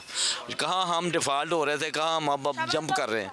जी नाज़रीन, तो आपने अवामी राय सुनी है, तवक्कुआत उम्मीदें बड़ी बड़ी हैं, होनी भी चाहिए। और दो तरह की वैसे उम्मी तौर पे हम देखते हैं वादे और दावे होते हैं। एक वो वादा दावा जो हुकूमतें करती हैं अपनी आवाम के साथ, और एक वो भी होता है जो हम खुद अपने साथ करते हैं, और दोनों अमल नहीं कर पाते अनफॉर्चुनेटली। इस पे अमल कैसे करना है इस साल के अंदर, कम से कम 2026 को हमने इम्प्लीमेंटेशन वाला साल कैसे बनाना है। उमैर जुलिया हमारा मोटिवेशनल स्पीकर हमारे साथ मौजूद है। मोटिवेशन की ज़रूरत बहुत ज़्यादा है हमारी पूरी कौम को। तो उमैर भाई, सबसे पहले आपको साल नौ की बहुत बहुत मुबारक हो। किस तरह से आप मोटिवेट करेंगे हमारी यूथ को, ख़ासतौर पे जो हमारा मुस्तकबिल भी है। मैंने जिन दो वादों का या दावों का जिक्र किया है, दोनों ही उस पर पूरा अमल नहीं कर पाते। हुकूमत आवाम को नहीं दे पाती, हम अपने आप को नहीं दे पाते। क्या किया जाए, इस पर अमल हो जाए इस बार? जी थैंक यू वेरी मच। आप सबको नया साल मुबारक हो। आपका बहुत शुक्रिया शो पे लेने के लिए। हजरत अली का कॉल है ना कि खुशी में कोई वादा ना करो। हाँ। तो सियासतदान की और हम भी खुशी में, नए साल की खुशी में बड़े बड़े वादे करते हैं और उनकी ना तैयारी करते हैं ना उन्हें स्पेसिफिक बनाते हैं। तो तहकीक बताती है कि तकरीबन 90% वादे उड़ जाते हैं। जनवरी ख़त्म होने से पहले नए वादे उड़ जाते हैं। दूसरा, मोटिवेशन की और भी ज़रूरत होती है क्योंकि सर्दी और ठंड का मौसम होता है, तो उसमें बातें करना आसान होता है, उसमें काम करना बड़ा मुश्किल होता है दुनिया भर में। तो ज़रूर वादे पूरे नहीं होते, ना सियासतदानों के ना लोगों के, लेकिन जो सियासतदान तब्दीली लाते हैं और जो लोग अजीम काम करते हैं वो यकीनन इब्तिदा ख्वाब से ही करते हैं और उन ख्वाबों को अपने लिए गोल्स में कन्वर्ट करते हैं, अपने लिए मंजिलें बनाते हैं और फिर उसको साल ब साल तय करते जाते हैं। तो जो 10% लोग रह जाते हैं वो वही लोग हैं जो कि अपने गोल्स को फॉलो थ्रू करते हैं और हमारे दरमियान कामयाब होते हैं और हर आने वाले साल को बेहतर बनाते हैं। तो जो तमाम लोग देख रहे हैं, मैं आप सबको चैलेंज करूंगा कि 2026 अभी शुरू हुआ है, जो हो गया वो हो गया, लेकिन इस साल में ज़रूर अच्छी आदतें अपनाएं और छोटे छोटे कदम लें। जनवरी से स्टार्ट करें तो दिसंबर तक 12 महीने में आप काफ़ी कुछ अकम्प्लिश कर सकते हैं इंशाल्लाह। और हम यूथ के लिए क्या मैसेज है? जिस तरह से वॉक्स पॉप्स के अंदर भी बच्ची थी, वो चाह रही थी कि उसे अच्छी जॉब मिल जाए, तो हमारी जो यूथ है उनमें से अक्सरियत यही चाहती है कि वो खुद कफ़ील हो जाए, किसी पर डिपेंडेंट ना हो। और ये अच्छी आदत भी, अच्छी ख्वाहिश भी है। तो उसके लिए क्या करना चाहिए? क्योंकि अब तो टेक्नोलॉजी का दौर है, AI का दौर है, अपॉर्चुनिटीज़ पहले से बहुत ज़्यादा हैं, लेकिन समझ नहीं आ रही कि कौन सा रास्ता अपनाया जाए। उनकी गाइडेंस के लिए क्या मशवरा है? जी, ऐसा लग रहा है कि बड़ा सा बुफे लगा हुआ है, बहुत सारा खाना है, हर तरह का खाना मैसर है। तो अब आप क्या करेंगे? अब आप खड़े रहेंगे, आप सोचते रहेंगे, या आपको सिर्फ जो पसंद है आप जाके वो प्लेट भर लेंगे तो भी आप बुफे का मज़ा नहीं उठाएंगे। तो मेरी आपसे भरपूर गुजारिश है कि ये दौर आ गया है चखने का। जब आप चखेंगे तो आपको समझ आएगा क्या चीज़ आपके लिए है, किस चीज़ को करते हुए आप अच्छा महसूस करते हैं, आपकी सलाहियत किस तरफ आपको चीता बनाती हैं, आप उसमें कामयाब होकर सामने आते हैं और उससे आप पैसे भी कमा पाएँ। पैसे कमाने के ऊपर देखें, अब नौकरी लेने वाला माइंडसेट तो आपको छोड़ना पड़ेगा, अब आपको नौकरियां बनाने वाला माइंडसेट अपनाने की ज़रूरत है। और अगर आप पाकिस्तानी नौजवान हैं तो 15% यूनिवर्सिटी जाते हैं, अगर आप भी नौकरियों की कतार में खड़े हो गए तो आप सोचें कि बाकी 85% क्या करेगा। तो मैं आपसे गुजारिश करता हूं कि आज का दौर आपको अलाउ करता है कि आप अपनी चीज़ शुरू कर सकते हैं। जब दुकान बनाना पहले के दौर में बहुत मुश्किल था, डिजिटल दौर में बड़ा आसान हो गया है। अगर आपके इलाके में, अगर आपके इर्द गिर्द या आप खुद ऐसा कुछ बनाते हैं, चाहे वो प्रोडक्ट हो चाहे वो सर्विस हो जिसकी मांग है और दुनिया भर में ज़रूरत है, तो आप घर बैठे बैठे उसको कर सकते हैं। तो अब ये सवाल नौजवानों को नहीं पूछना चाहिए कि हम कैसे कमाएं, ये सवाल ज़रा अहम है कि मैं क्या करूं। करने के लिए तो बहुत कुछ है, उसका मैंने जवाब दिया। अच्छा, इसको थोड़ा सा और स्पेसिफिक कर दें अगर कि जो प्रोडक्ट हंटिंग है, अगर फर्स्ट क्या कोई हर सबको अपना अपना कारोबार करना चाहिए, इसमें कोई दो राय नहीं, उसकी मार्केटिंग के, उस प्रोडक्ट को सेल करने की अपॉर्चुनिटीज़ जो आज हैं वो मेरे ख्याल में माजी में उसकी मिसाल नहीं मिलती। बहुत सी ज़बरदस्त, हर बंदे के पास स्मार्टफोन है, तो किन चीज़ों को आपने मद्देनज़र रखना है अपने जो नाकामी का खौफ है उससे बाहर निकलते हुए? क्योंकि बहुत से लोग ये सोचते हैं कि लोग क्या कहेंगे, अगर इसमें नुकसान हो गया, महदूद सरमाया है उसको इन्वेस्ट कर दिया, वो भी हाथ से जाता रहा तो फिर क्या बनेगा? तो उन लोगों के लिए क्या मशवरा है जो ऐसा सोच रहे हैं इस वक्त? जी, खौफ तो हमारा हिस्सा है, हमारी ज़िंदगी का हिस्सा है, लेकिन आप ये जानते हैं ना कि हमारे ज़्यादातर जो आज के खौफ हैं वो अपनाए हुए बचपन के हैं। तो बचपन में तो ना टेक्नोलॉजी थी, ना चैट जीपीटी था, आप भी बहुत छोटे थे, माँ बाप, उस्ताद, मौलवी हजरात की आवाज़ें बहुत बुलंद थी, तो वो खौफ में तब्दील हो जाती हैं। और कुछ खौफ हम सबके दरमियान शेयर्ड भी हैं, लेकिन खौफ का मतलब आपको रोकना नहीं होता, खौफ का मतलब आपको कॉशन करना होता है ताकि आप बेहतर तैयारी से उतर सकें। तो खौफ तो नेचुरल है, खौफ तो मैं पहाड़ चढ़ूं तो खौफ है, जहाज़ से कूदूं तो खौफ है, घर से निकलूं तो खौफ है, गाड़ी सड़क पे चलाऊं तो खौफ है। तो खौफ तो हिस्सा है, लेकिन हमारे अंदर एक और सलाहियत है जो उस खौफ को ओवर पावर कर जाती है। तो हम खौफ को अगर पैगाम समझ लें, खौफ हमारे अंदर का एक मैकेनिज़्म है ताकि हम नुकसान ना अपनाएं। लेकिन आप ये बात ज़रूर तवज्जो में लाएं कि ये बचपन का खौफ है, उस वक्त आप बहुत ज़्यादा चीज़ों से डरते थे, आज आप बड़े दिलेर हो चुके हैं। तो खौफों को ज़रा इस साल चैलेंज करें, बल्कि एक बड़ी अच्छा मशवरा है कि रोज़ाना कोई एक चीज़ ऐसी करें जिससे आप बड़ा खौफ खाएं। बहुत शुक्रिया, खूबसूरत बात के साथ इख्तिताम किया आपने। और उमैर जुलिया मौजूद थे, हमें इसी तरह की मोटिवेशन की ज़रूरत है, पोटेंशियल बहुत है, सलाहियत बहुत है, और अब नया साल आ चुका है। ये सिर्फ तारीख नहीं बदलनी चाहिए, मैं इस बात पे बार बार जोर दे रहा हूँ कि आपकी ज़िंदगी बदलने का साल है। आपके अंदर वो सलाहियत, हर इंसान के अंदर अल्लाह ताला ने वो सलाहियत रखी है, और जो पाकिस्तान के लिए हम देख रहे हैं कि उसकी इज़्ज़त, मकाम, मर्तबे में बेहतरी आई है, वो सिर्फ अल्फाज के हद तक नहीं होने चाहिए, वो हमारी ज़िंदगियों में महसूस भी होने चाहिए। 2026 का जो साल है, ख़ुद पर यकीन का, दुरुस्त समत का और वाज़े अहदाफ के साथ आगे बढ़ने का साल है। तो आप हुकूमत का हाथ बटाइए, हुकूमत आपके लिए इकदाम कर रही है, दोनों को एक दूसरे को साथ देते हुए आगे बढ़ने की ज़रूरत है, और हम उसके लिए पूरी तरह से तैयार हैं। आपको भी तैयार रहना है। उम्मीद है कि जज्बा जो है, मोमेंटम जो है, तमन्नाएं जो है, इसी तरह से बरकरार रहेगी। आपसे मुलाकात होगी कल। अपना ख्याल रखिएगा। अल्लाह हाफ़िज़।